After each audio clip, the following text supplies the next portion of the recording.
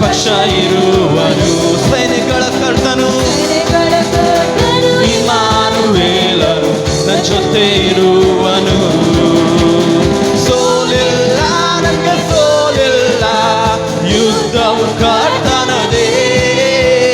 ಭಯವೂ ಇಲ್ಲ ನನಗೆ ಭಯವೂ ಇಲ್ಲ, ಯುದ್ಧವು ಕರ್ತನದೇ. ಸೋಲಿಲ್ಲ ಯುದ್ಧವು ಕರ್ತನದೇ. ಭಯವೂ ಇಲ್ಲ ನನಗೆ ಭಯವೂ ಇಲ್ಲ, ಯುದ್ಧವು ಕರ್ತನದೇ. ನನಗಾಗಿ ಯುದ್ಧವ ಮಾಡುವ ಕರ್ತನು ನನ್ನ ಪಕ್ಷ ಇರುವನು. ಸೈನ್ಯಗಳ ಕರ್ತನು ಇಮ್ಮಾನುವೇಲನು ನನ್ನ ಜೊತೆ ಇರುವನು. ನನಗಾಗಿ ಯುದ್ಧವ ಮಾಡುವ ಕರ್ತನು ನನ್ನ ಪಕ್ಷ ಇರುವನು. ಸೈನ್ಯಗಳ ಕರ್ತನು ಇಮ್ಮಾನುವೇಲನು ನನ್ನ ಜೊತೆ ಇರುವನು. ಕೆಂಪು ಸಮುದ್ರವ ಎದುರಾದರು, ಫರೋನ ಸೈನ್ಯ ಹಿಂದೆತ್ತಿದ್ದರು. ಯೆರಿಕೋ ಗೋಡೆ ಅಡ್ಡೆ ನಿಂತರು, ನನ್ನ ಕರ್ತನ ಮುಂದೆ ಕೆಂಪು ಸಮುದ್ರವ ಎದುರಾದರು, ಫರೋನ ಸೈನ್ಯ ಹಿಂದೆತ್ತಿದ್ದರು. ಯೆರಿಕೋ ಗೋಡೆ ಅಡ್ಡೆ ನಿಂತರು, ನನ್ನ ಕರ್ತನ ಮುಂದೆ ಸಾಗುವನು. ತಡೆಯ ಮುರಿದು ಶತ್ರುವ ಕೆಡವಿ ಮಾರ್ಗ ಮಾಡುವನು. ತಡೆಯ ಮುರಿದು ಶತ್ರುವ ಕೆಡವಿ ಮಾರ್ಗ ಮಾಡುವನು. ಸೋಲಿಲ್ಲ ನನಗೆ ಸೋಲಿಲ್ಲ, ಯುದ್ಧವು ಕರ್ತನದೇ. ಭಯವೂ ಇಲ್ಲ ನನಗೆ ಭಯವೂ ಇಲ್ಲ, ಯುದ್ಧವು ಕರ್ತನದೇ. ಸೋಲಿಲ್ಲ ನನಗೆ ಸೋಲಿಲ್ಲ, ಯುದ್ಧವು ಕರ್ತನದೇ. ಭಯವೂ ಇಲ್ಲ ನನಗೆ ಭಯವೂ ಇಲ್ಲ, ಯುದ್ಧವು ಕರ್ತನದೇ. ನನಗಾಗಿ ಯುದ್ಧವ ಮಾಡುವ ಕರ್ತನು ನನ್ನ ಪಕ್ಷ ಇರುವನು. ಸೈನ್ಯಗಳ ಕರ್ತನ ನನ್ನ ಜೊತೆ ಇರುವನು. हम सभी मिलकर गाएंगे. ನನಗಾಗಿ ಯುದ್ಧವ ಮಾಡುವ ಕರ್ತನು ನನ್ನ ಪಕ್ಷ ಇರುವನು. ಸೈನ್ಯಗಳ ಕರ್ತನು ಇಮ್ಮಾನುವೇಲನು ನನ್ನ ಜೊತೆ ಇರುವನು. ನನಗೆ ವಿರುದ್ಧವಾದ ಆಯುಧಗಳು ಮಂತ್ರ ತಂತ್ರಗಳು ಫಲಿಸೋದಿಲ್ಲ. ಶೈತಾನ ತಲೆಯನ್ನು ಚಚ್ಚಿದಾತನು ನನ್ನೊಳಗೆ ವಾಸ ಮಾಡುತ್ತಿರುವನು. ನನಗೆ ವಿರುದ್ಧವಾದ ಆಯುಧಗಳು ಮಂತ್ರ ತಂತ್ರಗಳು ಫಲಿಸೋದಿಲ್ಲ. ಶೈತಾನ ತಲೆಯನ್ನು ಚಚ್ಚಿದಾತನು ನನ್ನೊಳಗೆ ವಾಸ ಮಾಡುತ್ತಿರುವನು. ಯೇಸುವಿನ ರಕ್ತದಿ ಯೇಸುವಿನ ನಾಮದಿ ಜಯವು ಜಯ ನನಗೆ. ಯೇಸುವಿನ ರಕ್ತದಿ ಯೇಸುವಿನ ನಾಮದಿ ಜಯವು ಜಯ ನನಗೆ. ಸೋಲಿಲ್ಲ ನನಗೆ ಸೋಲಿಲ್ಲ, ಯುದ್ಧವು ಕರ್ತನದೇ. ಭಯವೂ ಇಲ್ಲ ನನಗೆ ಭಯವೂ ಇಲ್ಲ, ಯುದ್ಧವು ಕರ್ತನದೇ. ಸೋಲಿಲ್ಲ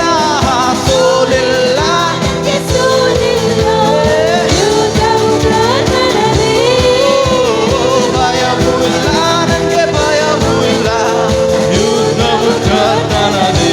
ಕೆಂಪು ಸಮುದ್ರವ ಎದುರಾದರು, ಫರೋನ ಸೈನ್ಯ ಹಿಂದತ್ತಿದ್ದರು. ಯೆರಿಕೋ ಗೋಡೆ ಅಡ್ಡೆ ನಿಂತರು, ನನ್ನ ಕರ್ತನ ಮುಂದೆ ಸಾಗು. ಕೆಂಪು ಸಮುದ್ರವ ಎದುರಾದರು, ಫರೋನ ಸೈನ್ಯ ಹಿಂದತ್ತಿದ್ದರು. ಯೆರಿಕೋ ಗೋಡೆ ಅಡ್ಡೆ ನಿಂತರು, ನನ್ನ ಕರ್ತನ ಮುಂದೆ ಸಾಗುವನು. ತಡೆಯ ಮುರಿದು ಶತ್ರುವ ಕೆಡವಿ ಮಾರ್ಗ ಮಾಡುವನು. ತಡೆಯ ಮುರಿದು ಶತ್ರುವ ಕೆಡವಿ ಮಾರ್ಗ ಮಾಡುವನು. ಸೋಲಿಲ್ಲ ನನಗೆ ಯುದ್ಧವು ಕರ್ತನದೇ.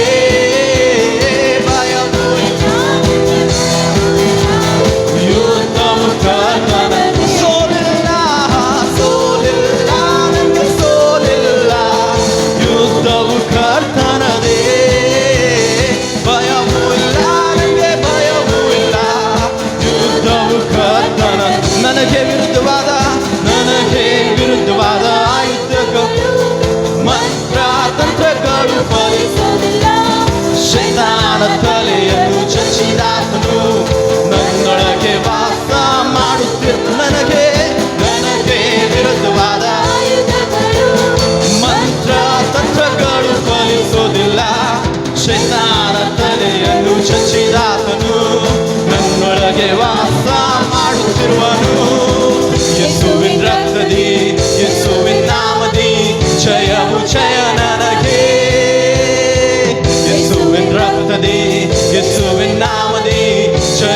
ಜಯ ನನಗೆ ಸೋಲಿಲ್ಲ ನನಗೆ ಸೋಲಿಲ್ಲ ಯುದ್ಧವು ಕರ್ತನದೇ ಭಯವೂ ಇಲ್ಲ ನನಗೆ ಭಯವೂ ಇಲ್ಲ ಯುದ್ಧವು ಕರ್ತನ ಸೋಲಿಲ್ಲ ಸೋಲಿಲ್ಲ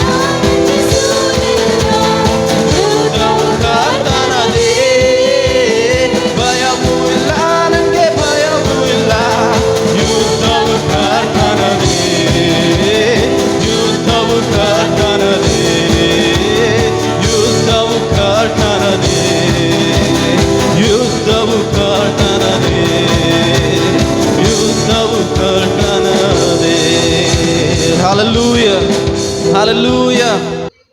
ಕೊಲೊಸ್ಸೆದವರು ಬರೆದ ಪತ್ರಿಕೆ 3ನೇ ಅಧ್ಯಾಯ 16ನೇ ವಚನವನ್ನು ನಾವು ಓದಿಕೊಳ್ಳೋಣ. Colossians chapter 3 verse 16. ಕೊಲೊಸ್ಸೆದವರು ಬರೆದ ಪತ್ರಿಕೆ 3ನೇ ಅಧ್ಯಾಯ 16ನೇ ವಚನ. ಕ್ರಿಸ್ತನ ವಾಕ್ಯವು ನಿಮ್ಮಲ್ಲಿ ಸಮೃದ್ಧಿಯಾಗಿ ವಾಸಿಸಲಿ, ಸಕಲ ಜ್ಞಾನದಿಂದ ಕೂಡಿದವರಾಗಿ ಒಬ್ಬರಿಗೊಬ್ಬರು ಉಪದೇಶ ಮಾಡಿಕೊಳ್ಳಿರಿ, ಬುದ್ಧಿ ಹೇಳಿಕೊಳ್ಳಿರಿ, ಕರ್ತನ ಕೃಪೆಯನ್ನು ನೆನೆಸಿಕೊಳ್ಳುವವರಾಗಿ ಕೀರ್ತನೆಗಳಿಂದಲೂ ಸಂಗೀತಗಳಿಂದಲೂ ಆತ್ಮ ಸಂಬಂಧವಾದ ಹಾಡುಗಳಿಂದಲೂ ನಿಮ್ಮ ಹೃದಯಗಳಲ್ಲಿ ದೇವರಿಗೆ ಗಾನ ಮಾಡಿರಿ. ಆಮೇನ್. ಹಲ್ಲೆಲೂಯಾ. ಸೊ ನನ್ನ ಹಿಂದೆ ಹೇಳ್ರಿ, ಕ್ರಿಸ್ತನ ವಾಕ್ಯವು ಸಮೃದ್ಧಿಯಾಗಿ ನನ್ನಲ್ಲಿ ನೆಲೆಗೊಳ್ಳಲಿ. ಗಟ್ಟಿಯಾಗಿ ಹೇಳ್ರಿ, ಕ್ರಿಸ್ತನ ವಾಕ್ಯವು ನನ್ನಲ್ಲಿ ಸಮೃದ್ಧಿಯಾಗಿ ನೆಲೆಗೊಳ್ಳಲಿ. ಇನ್ನೊಂದ್ಸಲ ಜೋರಾಗಿ ಹೇಳ್ರಿ, ಕ್ರಿಸ್ತನ ವಾಕ್ಯವು ಸಮೃದ್ಧಿಯಾಗಿ ನನ್ನಲ್ಲಿ ನೆಲೆಗೊಳ್ಳಲಿ. ಆಮೇಲೆ ಎಲ್ಲರ ಕಣ್ಣುಗಳನ್ನು ಮುಚ್ಚಿ ನಾವು ಪ್ರಾರ್ಥನೆ ಮಾಡಿಕೊಳ್ಳೋಣ ದೇವರ. ಸೊ ಇವತ್ತು ಹೇಳುವಂಥ ಒಂದು ಸಂದೇಶದ ಶಿರೋನಾಮ ಹೇಗಿರ್ತದೆ ಏನಂದರೆ, ದೇವರ ವಾಕ್ಯದ ಪರಿಣಾಮಗಳು. ದೇವರ ವಾಕ್ಯದ ಪರಿಣಾಮಗಳು. ದೇವರ ವಾಕ್ಯ, ಈ ಬೈಬಲ್ ಏನಿದೆಯಲ್ಲ, ಅದು ಬಹಳ ಒಂದು ವಿಷಯಗಳಿಗೆ ಅದು ಹೋಲಿಸಲ್ಪಟ್ಟಿದೆ. ದೇವರ ವಾಕ್ಯ ಅದು ಶುದ್ಧವಾದ ನೀರಿಗೆ ಹೋಲಿಕೆಯಾಗಿದೆ, ಶುದ್ಧವಾದ ಹಾಲಿಗೆ ಹೋಲಿಕೆಯಾಗಿದೆ. ದೇವರ ವಾಕ್ಯ ಅನೇಕ ರೀತಿಯಾದಂಥ ಒಂದು ಕಂಪ್ಯಾರಿಸನ್ ಕೊಡಲ್ಪಟ್ಟಿದೆ. ಸೊ ದೇವರ ವಾಕ್ಯ ಇದು ಒಂದು ಲೆಟರ್ ಅಲ್ಲ, ಇದು ಬರೆಯಲ್ಪಟ್ಟಿರುವ ವಾಕ್ಯ ಆಗಿದೆ. ಬರೆಯಲ್ಪಟ್ಟಿರೋ ವಾಕ್ಯ ಅಂತಂದರೆ ಅದಕ್ಕೆ ನಾವು ಇಂಗ್ಲೀಷ್ನಲ್ಲಿ ಹೇಳ್ತೇವೆ ಲೋಗೋಸ್ ಎಂಬುದಾಗಿ. ಲೋಗೋಸ್ ಅಂದರೆ written word. Written word, logos ಅಂದರೆ ಬರೆಯಲ್ಪಟ್ಟಿರುವ ಮಾತುಗಳು. ಯಾರ ಮಾತುಗಳಾಗಿದೆ ಅಂದರೆ ಇದು ದೇವರ ಮಾತುಗಳಾಗಿದೆ. ದೇವರು ಮಾತನಾಡಿದನು, ಅದನ್ನು ಅನೇಕರು ಆಯಾ ಒಂದು ದಿನಗಳಲ್ಲಿ ಕಾಲಘಟ್ಟಗಳಲ್ಲಿ ಜೀವಿಸುವಾಗ ಪರಿಶುದ್ಧ ಆತ್ಮನ ಮುಖಾಂತರ ಈ ಸತ್ಯವೇದ ಬರೆಯಲ್ಪಟ್ಟಿದೆ. ಈ ಸತ್ಯವೇದ ಯಾವುದೇ ಒಬ್ಬ ಮನುಷ್ಯನ ಆಲೋಚನೆಯಿಂದ ಬರೆದಿಲ್ಲ. ಈ ಸತ್ಯವೇದ ಯಾವುದೇ ಒಂದು ಇಮ್ಯಾಜಿನೇಷನಿಂದ ಬರೆದಿಲ್ಲ. ಸತ್ಯವೇದ ಒಂದು ಇತಿಹಾಸ ಪುಸ್ತಕವಲ್ಲ. ಸತ್ಯವೇದ ಒಂದು ಔಟ್ಡೇಟೆಡ್ ಪುಸ್ತಕ ಅಲ್ಲ. ಸತ್ಯವೇದ ಅದು ದೇವರ ಮಾತಾಗಿದೆ, ಗಾಡ್ಸ್ ವರ್ಡ್ ಆಗಿದೆ. ದೇವರ ಹೇಳಿರುವ ಮಾತುಗಳು ಬರೆಯಲ್ಪಟ್ಟಾಗ ಅದು ಲೋಗೋಸ್ ಆಯಿತು ಎಂಬುದಾಗಿ. ನಮ್ಮ ಕೈಯಲ್ಲಿರುವಂಥ ಇದು ಏನು ಬೈಬಲ್ ಇದೆ, ಇದೊಂದು ಧಾರ್ಮಿಕವಾದ ಪುಸ್ತಕ ಅಲ್ಲ. It is not a religious book. ಹಿಂದೂಸ್ಗೆ ಭಗವದ್ಗೀತೆ ಇರುವ ಹಾಗೆ, ಮುಸ್ಲಿಮ್ಸ್ಗೆ ಖುರಾನ್ ಇರುವ ಹಾಗೆ ಕ್ರಿಶ್ಚಿಯನ್ಸ್ಗೆ ಕೂಡ ಒಂದು ಧರ್ಮ ಗ್ರಂಥ ಇದೆ ಎಂಬುದಾಗಿ ಇಲ್ಲ.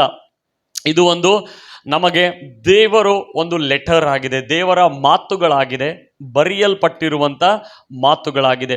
ಈ ಬರೆಯಲ್ಪಟ್ಟಿರುವಂಥ ಮಾತುಗಳು ನಾವು ಓದುವಾಗ, ಅದನ್ನು ನಮ್ಮೊಟ್ಟಿಗೆ ಮಾತನಾಡುವಾಗ ಅದಕ್ಕೆ ರೆಹಮಾ ವರ್ಡ್ ಎಂಬುದಾಗಿ ಹೇಳ್ತೇವೆ.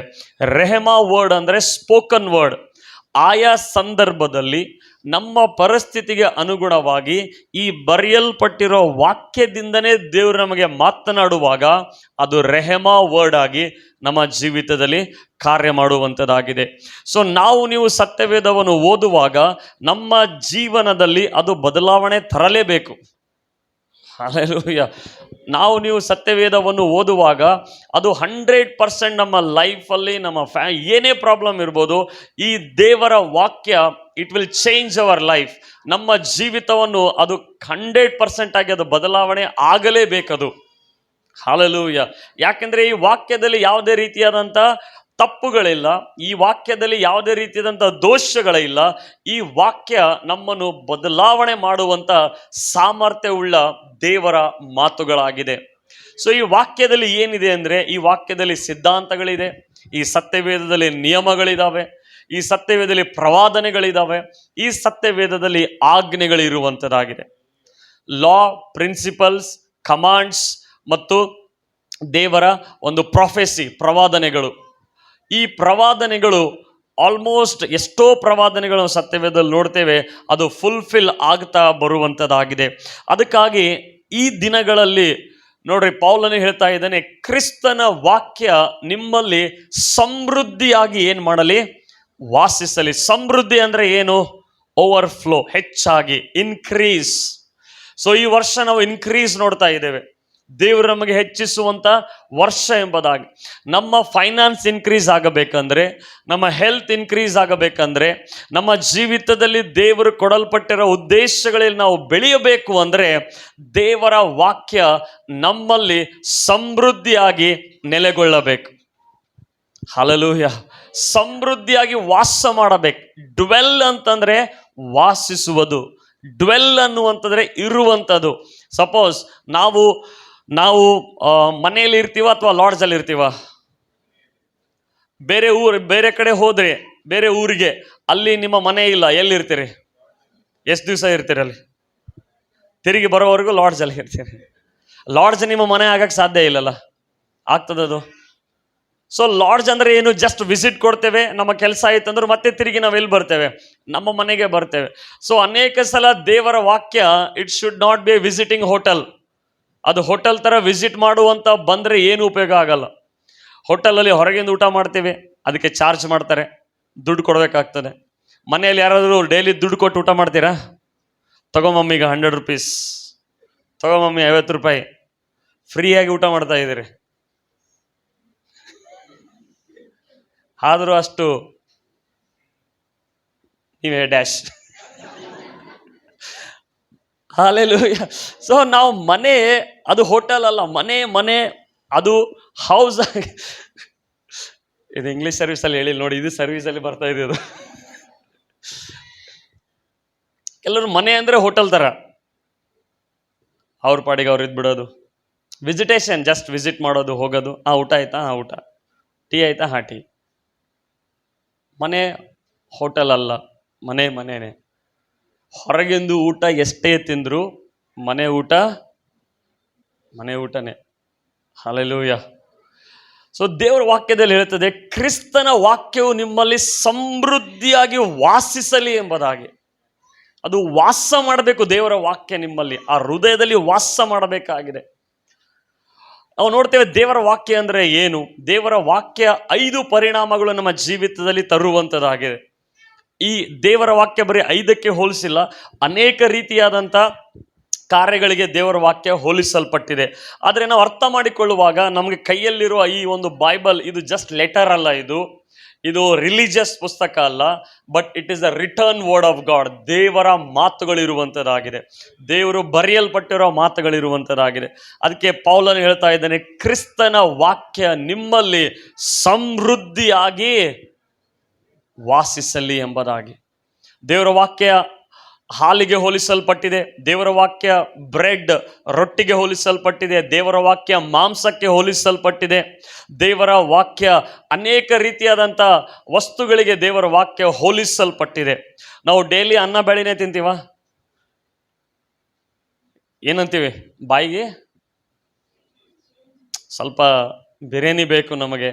ಹಾಗೆ ದೇವರ ವಾಕ್ಯ ನಮಗೆ ಬರೀ ಹಾಲೇ ಇಲ್ಲ, ಅದು ಹಾಲು ಇದೆ, ಅದು ರೊಟ್ಟಿ ಇದೆ, ಅದು ಮಾಂಸ ಇದೆ. ಹಲ್ಲೆಲೂಯಾ.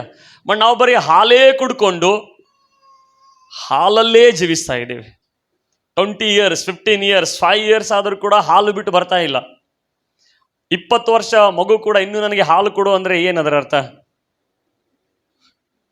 ಮೀಸಿ ಬಂದಿದೆ, ದೇಹ ಎಲ್ಲ ಬೆಳೆದಿದೆ, ಬಟ್ ಇನ್ನು ನನಗೆ ಹಾಲು ಬೇಕು ಅಂದರೆ ಅವನು ಏನಾಗಿಲ್ಲ, ಬೆಳೆದಿಲ್ಲ, ಅವನು ಪ್ರಾಬ್ಲಮ್ ಅವನು. ಸೊ ದೇವರ ವಾಕ್ಯ ನಮಗೆ ಹಾಲಿದೆ ಗ್ರೋ ಮಾಡುವುದಕ್ಕಾಗಿ, ಆದರೆ ನೀನು ಬೆಳೆದಾಗ ಇನ್ನು ನೀನು ಹಾಲಿನಲ್ಲೇ ವಾಸ ಮಾಡ್ತಾ ಇರುವುದಾದರೆ ನೀನು ಚೆನ್ನಾಗಿ ಗ್ರೋ ಆಗ್ಲಿಕ್ಕೆ ಸಾಧ್ಯ ಇಲ್ಲ. ಅದಕ್ಕೆ 5 ಒಂದು ಕಾರ್ಯಗಳಿಗೆ ದೇವರ ವಾಕ್ಯ ಹೋಲಿಸಲ್ಪಟ್ಟಿದೆ. 5 effects of God's word in our life. ದೇವರ ವಾಕ್ಯ ನಮ್ಮಲ್ಲಿ 5 ಒಂದು ಕ್ಷೇತ್ರದಲ್ಲಿ ಅದು ಪರಿಣಾಮವನ್ನು ಬೀರುವಂಥದ್ದಾಗಿದೆ. ಮೊದಲನೇದಾಗಿ ನಾವು ನೋಡ್ತೇವೆ, ದೇವರ ವಾಕ್ಯ ಅದು ಬೆಳಕಿಗೆ ಹೋಲಿಸಲ್ಪಟ್ಟಿದೆ. God's word is light. ಕೀರ್ತನೆಗಳು 119ನೇ ಅಧ್ಯಾಯ 105ನೇ ವಚನ. ಕನ್ನಡದಲ್ಲಿ ರಾಹುಲ್ ಓತನ್ ನಂತರ ಕನ್ನಡ ಬೈಬಲ್ ಇಲ್ಲ. ಸೊ ರಾಹುಲ್ ಓತನ್ ನೀವು ರೆಫರೆನ್ಸ್ ಬರ್ಕೊಳ್ರಿ, ಕೇಳಿಸಿಕೊಳ್ರಿ. ಮೊದಲನೇದಾಗಿ ದೇವರ ವಾಕ್ಯ ಯಾವುದಕ್ಕೆ ಹೋಲಿಸಲ್ಪಟ್ಟಿದೆ ಅಂದರೆ ಲೈಟ್, ಬೆಳಕು. ಎಲ್ರು ಹೇಳ್ರಿ ಬೆಳಕು, ಗಟ್ಟಿಯಾಗಿ ಹೇಳ್ರಿ ಬೆಳಕು. ಬೆಳಕು, ದೇವರ ವಾಕ್ಯ ಬೆಳಕಾಗಿದೆ. ಹೇಳ್ರಿ ದೇವರ ವಾಕ್ಯ ಬೆಳಕಾಗಿದೆ. ಕೀರ್ತನೆ 119 105ನೇ ವಚನ.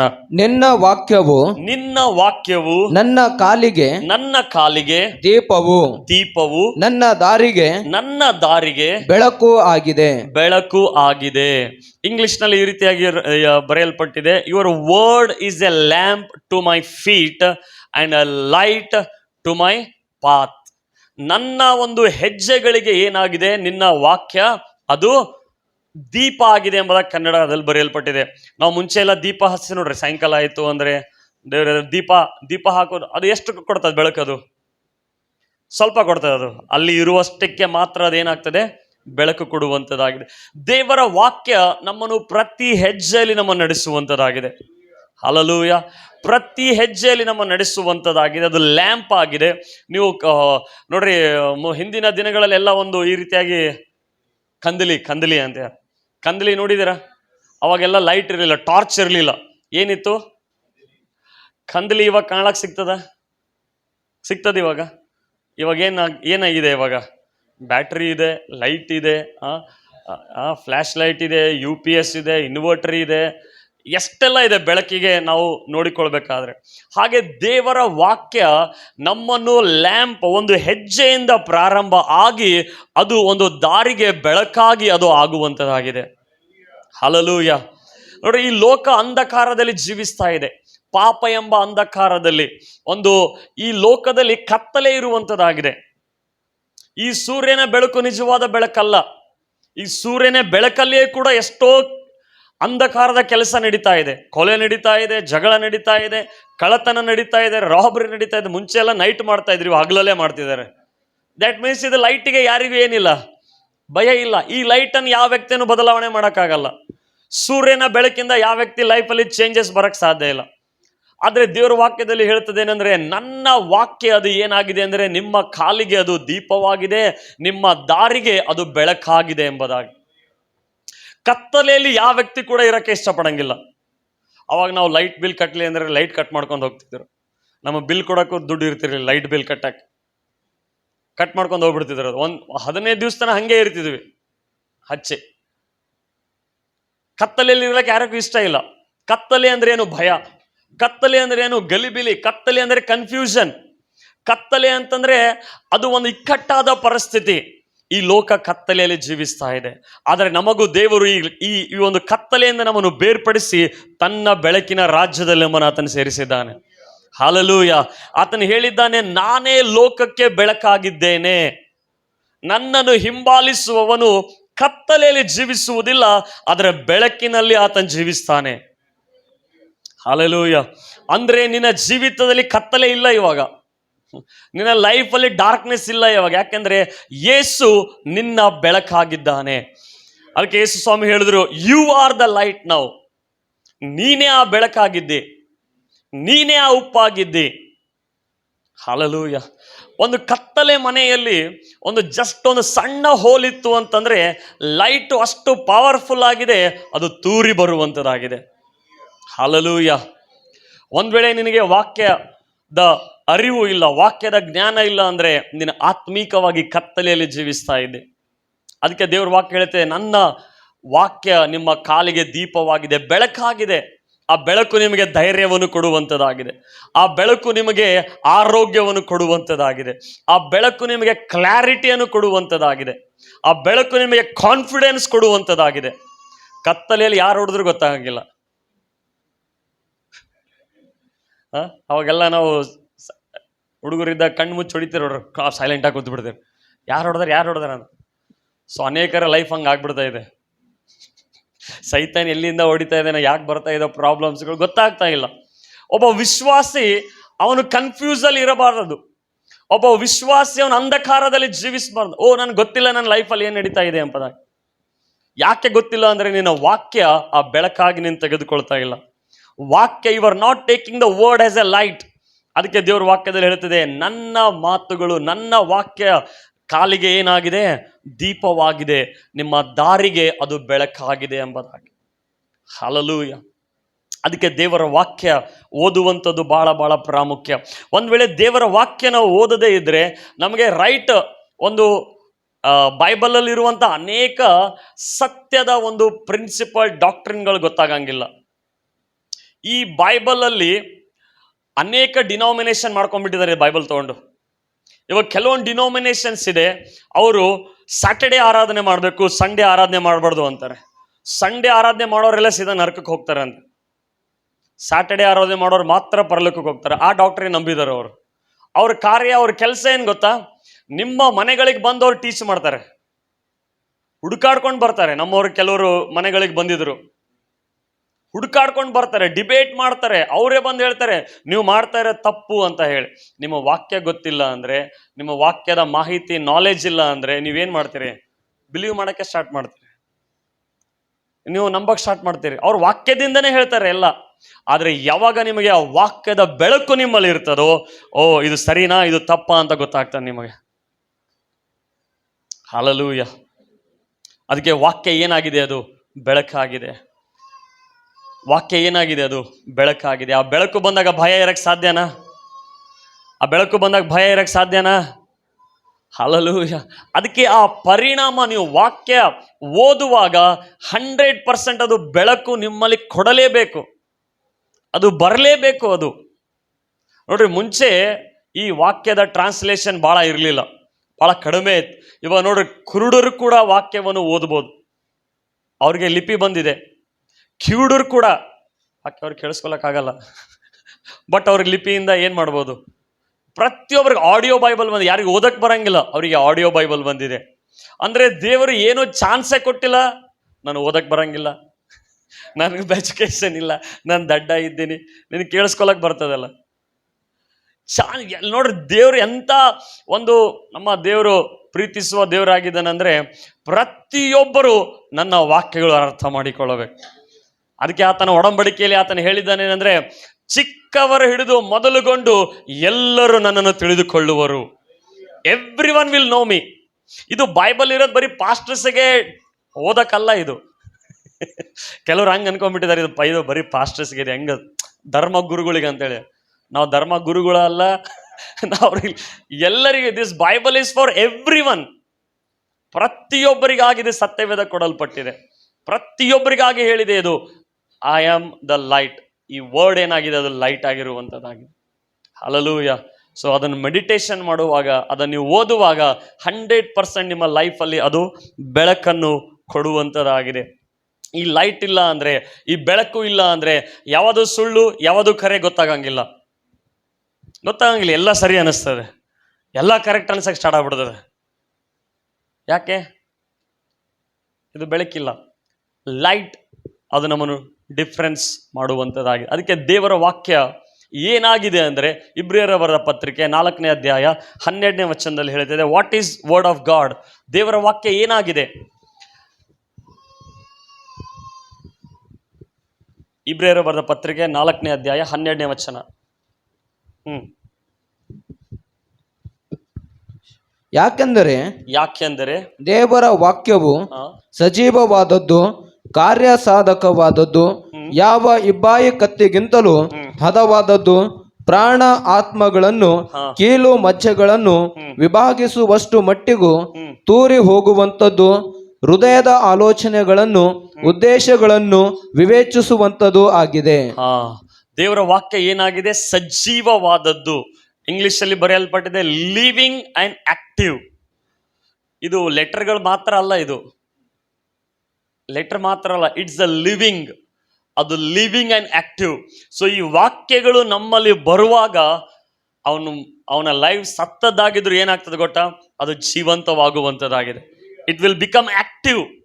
ಅದು ಲಿವಿಂಗ್ ಆಗಿದೆ, ಆಕ್ಟಿವ್ ಆಗಿದೆ, ಮತ್ತು ಯಾವ ಇಬ್ಬಾಯಿ ಕತ್ತಿಗಿಂತಲೂ ಹದವಾದದ್ದಾಗಿದೆ ಅಂತ. ಇಬ್ಬಾಯಿ ಕತ್ತಿ ನೋಡಿದಿರಾ? ಎಲ್ಲದಕ್ಕೂ ಇಬ್ಬಾಯಿ ಕತ್ತಿ ಅಂದ್ರೆ ಎರಡು ಕಡೆ ಏನಿರ್ತದೆ? ಶಾರ್ಪ್ ಇರ್ತದೆ. ಅದು ನಾನು ಕೇಳಿದೆ ಒಂದ್ಸಲ, ಈ ಇಬ್ಬಾಯಿ ಕತ್ತಿ ಅಂದ್ರೆ ಏನು ಅಂತಂದ್ರೆ, ಹಿಂಗು ಚುಸ್ತದ ಅಂಗು ಚುಸ್ತದ ಅಂತ. ನಂಗೆ ಗೊತ್ತೇ ಇರಲಿಲ್ಲ ನೋಡೋದು. ಹಿಂಗನೂ ಚುಸ್ತದ, ಇದು ಹಿಂಗನೂ ಚುಸ್ತದ ಅಂದ್ರೆ ಅದು ದೇವರ ವಾಕ್ಯ. ಇಬ್ಬಾಯಿ ಕತ್ತಿ ಏನು ಅಂದ್ರೆ, ನಿನ್ನ ಲೈಫ್ ಅದು ಬ್ಯಾಲೆನ್ಸ್ ಆಗಿಡ್ತದೆ. ನಿನ್ನ ಲೈಫ್ ಏನಾಗ್ತದೆ? ಅದು ಬ್ಯಾಲೆನ್ಸ್ ಆಗಿಡುವಂಥದ್ದು. ಒಂದ್ ವೇಳೆ ಈ ಕಡೆ ನೀನು ಅದಕ್ಕೆ ಹೋಗ್ತಾ ಇದ್ರೆ ನಿನಗೆ ಅದು ಈ ಕಡೆ ಎತ್ತಿಡಿಯುವಂಥದ್ದಾಗಿದೆ. ಪಕ್ಷಿಗೆ 2 ರೆಕ್ಕೆ ಇದ್ದಿರ್ತಾನೆ, ಅದು ಏನಾಗ್ತದೆ? ಹಾರಕ್ಕೆ ಅದು ಸಾಧ್ಯ. ರೈಲಿಗೆ 2 ಟ್ರ್ಯಾಕ್ ಇದ್ರೆ ಮಾತ್ರ ಏನದು ಅದರ ಮೇಲೆ ಹೋಗ್ಲಿಕ್ಕೆ ಸಾಧ್ಯ. ಹಾಗೆ ದೇವರ ವಾಕ್ಯ ನಮ್ಮನ್ನು ಬ್ಯಾಲೆನ್ಸ್ ಆಗಿಡ್ತದೆ, ಸೆಲ್ಫ್ ಕಂಟ್ರೋಲ್ ಆಗಿಡ್ತದೆ. ನಮ್ಮನ್ನು ಔಟ್ ಆಫ್ ಕಂಟ್ರೋಲ್ ಅಲ್ಲಿ ಇಡಂಗಿಲ್ಲ. ದೇವರ ವಾಕ್ಯ ಓದುವಾಗ ನಮ್ಮನ್ನು ಏನ್ ಮಾಡ್ತದೆ? ಅದು ಸೆಲ್ಫ್ ಕಂಟ್ರೋಲ್ ಅಲ್ಲಿ ಇಡುವಂಥದ್ದಾಗಿದೆ. ಸೊ ದೇವರ ವಾಕ್ಯ ಅದು ಇಬ್ಬಾಯಿ ಕತ್ತಿಗಿಂತಲೂ ಏನಾಗಿದೆ ಅಂತೆ? ಶಾರ್ಪ್ ಆಗಿದೆ, ಶಾರ್ಪ್ ಆಗಿದೆ. ಮತ್ತು ಅದು ಪ್ರಾಣ ಆತ್ಮಗಳನ್ನು ಏನ್ ಮಾಡುವಂಥದ್ದಾಗಿದೆ? ಬೇರ್ಪಡಿಸುವಂಥದ್ದಾಗಿದೆ. ಅಂದ್ರೆ ದೇವರ ವಾಕ್ಯ ನಿನ್ನನ್ನು ಲೌಕಿಕವಾದ ಕಾರ್ಯಗಳಿಂದ, ಅಶುದ್ಧವಾದ ಕಾರ್ಯಗಳಿಂದ, ನಿನ್ನ ಜೀವಿತದಲ್ಲಿರೋ ಬೇಡವಾದ ಕಾರ್ಯಗಳಿಂದ ಅದು ದೂರ ಇಡುವಂಥದ್ದಾಗಿದೆ. ಹಲ್ಲೆಲೂಯಾ. ಅದಕ್ಕೆ ಅದು ವರ್ಡ್ ಆಫ್ ಗಾಡ್ ಏನಾಗಿದೆ? ಆಕ್ಟಿವ್ ಆಗಿದೆ, ಲಿವಿಂಗ್ ಆಗಿದೆ. ಮತ್ತು ಕೀಲು ಮಜ್ಜೆಗಳನ್ನು ಏನ್ ಮಾಡುವಂಥದ್ದಾಗಿದೆ? ತೂರಿ ಹೋಗುವಂಥದ್ದಾಗಿದೆ. ದೇವರ ವಾಕ್ಯ ಆಳವಾಗಿ ನಮ್ಮನ್ನು ಸ್ಕ್ಯಾನ್ ಮಾಡ್ತದೆ, ಎಕ್ಸ್ರೇ ಮಾಡ್ತದೆ, MRI ಮಾಡ್ತದೆ. ಮೊದಲೇನಿತ್ತು? ಬರೀ ಎಕ್ಸ್ರೇ ಮಾತ್ರ ಇತ್ತು. ಆಮೇಲೆ ಏನು ಬಂತು? ಸಿಟಿ ಸ್ಕ್ಯಾನ್ ಬಂತು. ಆಮೇಲೆ ಏನು ಬಂತು? MRI ಬಂತು. ಈಗ AI ಬಂದಿದೆ, ಆರ್ಟಿಫಿಷಿಯಲ್ ಇಂಟೆಲಿಜೆನ್ಸಿ. ಅಂದರೆ ಎಲ್ಲ ನಿಮ್ಮ ಬಾಡಿ ಒಳಗೆ ಹೆಂಗೆ ಓಡ್ತಾ ಇದೆ, ಹೆಂಗೆ ಫಂಕ್ಷನ್ ಆಗ್ತದೆ, ಎಲ್ಲ ಅವರಿಗೆ ಕಾಣಕ್ಕೆ ಸ್ಟಾರ್ಟ್ ಆಗ್ತದೆ. ದೇವರ ವಾಕ್ಯ ಹಾಗೆ ನಮ್ಮ ಇಂಟೆನ್ಷನ್ಸ್, ನಮ್ಮ ಆಟಿಟ್ಯೂಡ್ ಅದು ನಮ್ಮನ್ನು ತೋರಿಸುವಂಥದ್ದಾಗಿದೆ. ಹಲ್ಲೆಲೂಯಾ. ಸೊ ಅದಕ್ಕೆ ದೇವರ ವಾಕ್ಯ ಮೆಡಿಟೇಷನ್ ಮಾಡಬೇಕು, ದೇವರ ವಾಕ್ಯ ಓದಬೇಕು. ಸೊ ಮೊದಲನೇದಾಗಿ ಏನಾಗಿದೆ? ದೇವರ ವಾಕ್ಯ ಬೆಳಕಾಗಿದೆ. ಹೇಳ್ರಿ, ದೇವರ ವಾಕ್ಯ ಬೆಳಕಾಗಿದೆ. ದೇವರ ವಾಕ್ಯ ಬೆಳಕಾಗಿದೆ. ಎರಡನೇದಾಗಿ ದೇವರ ವಾಕ್ಯ ಒಂದು ಅಗ್ನಿ ಅಥವಾ ಫೈರ್ಗೆ ಹೋಲಿಕೆ ಆಗಿದೆ, ಬೆಂಕಿಗೆ ಹೋಲಿಕೆ ಆಗಿದೆ. ದೇವರ ವಾಕ್ಯ ಬೆಂಕಿ ಆಗಿದೆ. ಹೇಳ್ರಿ, ದೇವರ ವಾಕ್ಯ ಬೆಂಕಿ ಆಗಿದೆ. ಯೆರೆಮೀಯ 23:29 ವಚನ. ಯೆರೆಮೀಯ 23:29 ವಚನ. ಜೆರೆಮೀಯ 23:29. ಹೊಟ್ಟೆಯಲ್ಲಿ ಕಾಳಲ್ಲಿ ನನ್ನ ವಾಕ್ಯವು ಬೆಂಕಿಗೂ ಬಂಡೆಯನ್ನು ಒಡೆದು ಬಿಡುವ ಚಮಟಿಗೆಗೂ ಸಮಾನವಾಗಿದೆಯಲ್ಲ. ಆ ದೇವರ ವಾಕ್ಯವು ಬೆಂಕಿಗೂ ಮತ್ತೇನಾಗಿದೆ? ಅದು ಬಂಡೆಯನ್ನು ಒಡೆದು ಬಿಡುವ. ಓಕೆ, ಅದು ವರ್ಸ್ ಆಮೇಲೆ ನಾವು ನೋಡೋಣ, ನೆಕ್ಸ್ಟ್ ನೋಡ್ತೀವಿ ಅದು. ಈಗ ದೇವರ ವಾಕ್ಯ ಏನಾಗಿದೆ? ಬೆಂಕಿ ಆಗಿದೆ. ಹೇಳ್ರಿ, ದೇವರ ವಾಕ್ಯ ಬೆಂಕಿ ಆಗಿದೆ. ಬೆಂಕಿ ಏನನ್ನು ಸೂಚಿಸುವಂತದ್ದಾಗಿದೆ ಅಂದ್ರೆ, symbol that which purifies and burns up. ಬೆಂಕಿ ಏನಾಗಿದೆ? ಅದು ನಮ್ಮನ್ನು ಪ್ಯೂರಿಫೈ ಮಾಡುವಂಥದ್ದಾಗಿದೆ, ಇಲ್ಲ ಸುಟ್ಟು ಹಾಕುವಂಥದ್ದಾಗಿದೆ. ಬೆಂಕಿಯನ್ನು ನೋಡಿದಿರಲ್ಲ, ಬೆಂಕಿ ಎವ್ರಿ ಡೇ ಯೂಸ್ ಮಾಡ್ತೀವಿ. ಅದೇ ಬೆಂಕಿ ಅಡಿಗೆ ಮಾಡುವುದಕ್ಕಾಗಿ ಯೂಸ್ ಆಗ್ತದೆ. ಅದೇ ಬೆಂಕಿ ಮನೆಯನ್ನು ಸುಡುವುದಕ್ಕಾಗಿ, ಗುಡಿಸಲನ್ನು ಸುಡುವುದಕ್ಕಾಗಿ, ಕಾಡನ್ನು ಸುಡುವುದಕ್ಕಾಗಿ ಯೂಸ್ ಆಗ್ತದೆ. ಸೊ ದೇವರ ವಾಕ್ಯ ನಮಗೆ ಅದು ಬೆಂಕಿ ಆಗಿದೆ. ಸೊ ನೀನು ದೇವರ ವಾಕ್ಯ ಅದನ್ನು ಓದುವಾಗ ನಿನ್ನಲ್ಲಿ ಇರುವಂತ ಎಲ್ಲ ಅಶುದ್ಧ ಕಾರ್ಯಗಳು ಅದು ಏನಾಗ್ತದೆ? ಪ್ಯೂರಿಫೈ ಮಾಡುವಂಥದ್ದಾಗಿದೆ, ಅದು ಕ್ಲೆನ್ಸಿಂಗ್ ಮಾಡುವಂಥದ್ದಾಗಿದೆ. ನೋಡ್ರಿ, ಬೆಂಕಿಯಲ್ಲಿ ಗೋಲ್ಡ್ ಹಾಕಿದ್ರೆ ಅದು ಶುದ್ಧವಾಗಿ ಹೊರಗೆ ಬರುವಂಥದ್ದಾಗಿದೆ. ಅದೇ ಬೆಂಕಿಯಲ್ಲಿ ಕಟ್ಟಿಗೆ ಹಾಕಿದ್ರೆ ಬೂದಿ ಆಗುವಂಥದ್ದಾಗಿದೆ. God's word is like a fire. ದೇವರ ವಾಕ್ಯ ಅದು ಬೆಂಕಿಯಾಗಿರುವಂಥದ್ದಾಗಿದೆ. ನೀನು ದೇವರ ಮಾತುಗಳು ಓದುವಾಗ, ದೇವರ ವಾಕ್ಯವನ್ನು ಧ್ಯಾನ ಮಾಡುವಾಗ ನಿನ್ನಲ್ಲಿ ಆ ಬೆಂಕಿ ಉರಿಯುವಂಥದ್ದಾಗಿದೆ. ಹಲ್ಲೆಲೂಯಾ. ಯೇಸು ಸ್ವಾಮಿ ಪುನರುತ್ಥಾನ ಆದಾಗ ಇಬ್ಬರು ಜೊತೆ ನಡ್ಕೊಂಡು ಹೋಗ್ತಾ ಇದ್ದಾರೆ. ಅವರ ಮಧ್ಯದಲ್ಲಿ ಯೇಸು ಬಂದು ಮಾತಾಡ್ತಾ ಇರ್ತಾರೆ. ಯೇಸು ಅವರಿಗೆ ತಿರುಗಿ ಎಲ್ಲ ವಿಷಯಗಳನ್ನು ಹೇಳ್ತಾ ಇರ್ತಾರೆ. ಮೋಶೆ ಬರೆದಿದ್ದು ಏನಂತಂದ್ರೆ ಆ ಪುನರುತ್ಥಾನದವರೆಗೂ ಎಲ್ಲವೂ ಯೇಸು ಹೇಳ್ತಾ ಇರ್ತಾರೆ. ಅದನ್ನು ಹೇಳುವಾಗ ಹೇಳಿ ಯೇಸು ಅಲ್ಲಿಂದ ಹೋಗ್ತಾರೆ. ಹೋಗುವಾಗ ಆ ಇಬ್ಬರು ವ್ಯಕ್ತಿ ಏನ್ ಮಾತನಾಡ್ತಾರೆ ಅಂತಂದ್ರೆ, ಆತನ ಮಾತು ಕೇಳುವಾಗ ನಮ್ಮ ಹೃದಯದಲ್ಲಿ ಬೆಂಕಿ ಹಾಗೆ ಉರಿತಲ್ಲ ಅಂತ ಹೇಳಿ. ದೇವರ ಮಾತನಾಡುವಾಗ ನಮ್ಮ ಹೃದಯ ಅದು ಬೆಂಕಿನ ಉರಿತದೆ. ಹಲ್ಲೆಲೂಯಾ. ದೇವರ ವಾಕ್ಯ ನಮ್ಮ ಹೃದಯದಲ್ಲಿ it will become like a fire. ಅದು ಫೈರ್ ಆಗಿ ಇರುವಂಥದ್ದಾಗಿದೆ, ಬೆಂಕಿ ಆಗಿ ಇರುವಂಥದ್ದಾಗಿದೆ. ಇಂಪ್ಯೂರಿಟೀಸ್ ಎಲ್ಲ ಅದು ಕ್ಲೆನ್ಸ್ ಮಾಡುವಂಥದ್ದಾಗಿದೆ. ಅದಕ್ಕೆ ನಮ್ಮ ಆಟಿಟ್ಯೂಡ್ ದೇವರ ವಾಕ್ಯದ ನಿಮಿತ್ತವಾಗಿ ಹೇಗಿದೆ, ಅದನ್ನು ನಾವು ಆನರ್ ಮಾಡಿದರೆ, ಅದನ್ನು ಓದಿದರೆ ನಮ್ಮನ್ನು ಕ್ಲೆನ್ಸ್ ಮಾಡ್ತದೆ. ಒಂದು ವೇಳೆ ನಾವು ಓದದೇ ಇದ್ದರೆ ಇಟ್ ವಿಲ್ ಡೆಸ್ಟ್ರಾಯ್ ಅಸ್. ಅದನ್ನು ನಮ್ಮನ್ನು ಕನ್ಸ್ಯೂಮ್ ಮಾಡುವಂಥದ್ದಾಗಿದೆ, ನಾಶ ಮಾಡುವಂಥದ್ದಾಗಿದೆ. ಹಲ್ಲೆಲೂಯಾ. ದೇವರ ವಾಕ್ಯ ಏನಾಗಿದೆ? ಬೆಂಕಿ ಆಗಿರುವಂಥದ್ದಾಗಿದೆ. ಅದು ನಮ್ಮಲ್ಲಿರುವ ಬೇಡವಾದ ವಿಷಯಗಳು ಏನು ಮಾಡುವಂಥದ್ದಾಗಿದೆ? ಎಲಿಮಿನೇಟ್ ಮಾಡುವಂಥದ್ದಾಗಿದೆ. ದೇವರ ವಾಕ್ಯ ನಮ್ಮನ್ನು ಬರೀ ನೀನು ತಪ್ಪಿದಿ, ಇದು ಮಿಸ್ಟೇಕ್ಸ್ ಮಾಡ್ತಾ ಇದೆಯಾ ಅಂತ ಮಾತ್ರ ತೋರಿಸಂಗಿಲ್ಲ. It will not show our faults only. ನಮ್ಮ ತಪ್ಪುಗಳು ಮಾತ್ರ ತೋರಿಸಂಗಿಲ್ಲ, ಬಟ್ ನಮ್ಮ ತಪ್ಪುಗಳನ್ನು ಸರಿ ಹೇಗೆ ಪಡಿಸಿಕೊಳ್ಳಬೇಕಂತ ತೋರಿಸ್ತದೆ. Hallelujah, hallelujah. ಬರೀ ಎಕ್ಸ್ರೇ ನಮಗೆ ನಿಂದು ಪ್ರಾಬ್ಲಮ್ ಇದು ಅಪ್ಪ ಅಂತ ಒಂದು ತೊಗೊಂಡು ಹೋದ್ರೆ, ನನಗೆ ಗೊತ್ತಾಯ್ತು ನನ್ನ ಪ್ರಾಬ್ಲಮ್, ಸೊಲ್ಯೂಷನ್ ಡಾಕ್ಟರ್ ಬರೀಬೇಕಲ್ಲ. ಹಲ್ಲೆಲೂಯಾ. ಪ್ರತಿಯೊಬ್ಬರು ಪ್ರಾಬ್ಲಮ್ ಅಲ್ಲಿ ನನ್ನ ಪ್ರಾಬ್ಲಮ್ ಇದಿದೆ, ನನ್ನ ಪ್ರಾಬ್ಲಮ್ ಇದಿದೆ, ಬಟ್ ಸೊಲ್ಯೂಷನ್ ದೇವ್ರು ಕೊಟ್ಟಿದ್ದಾರೆ. ಸೊಲ್ಯೂಷನ್ ಎಲ್ಲಿ ಕೊಟ್ಟಿದ್ದಾರೆ? ದೇವರ ವಾಕ್ಯದಲ್ಲಿ ಕೊಡಲ್ಪಟ್ಟಿದ್ದಾರೆ.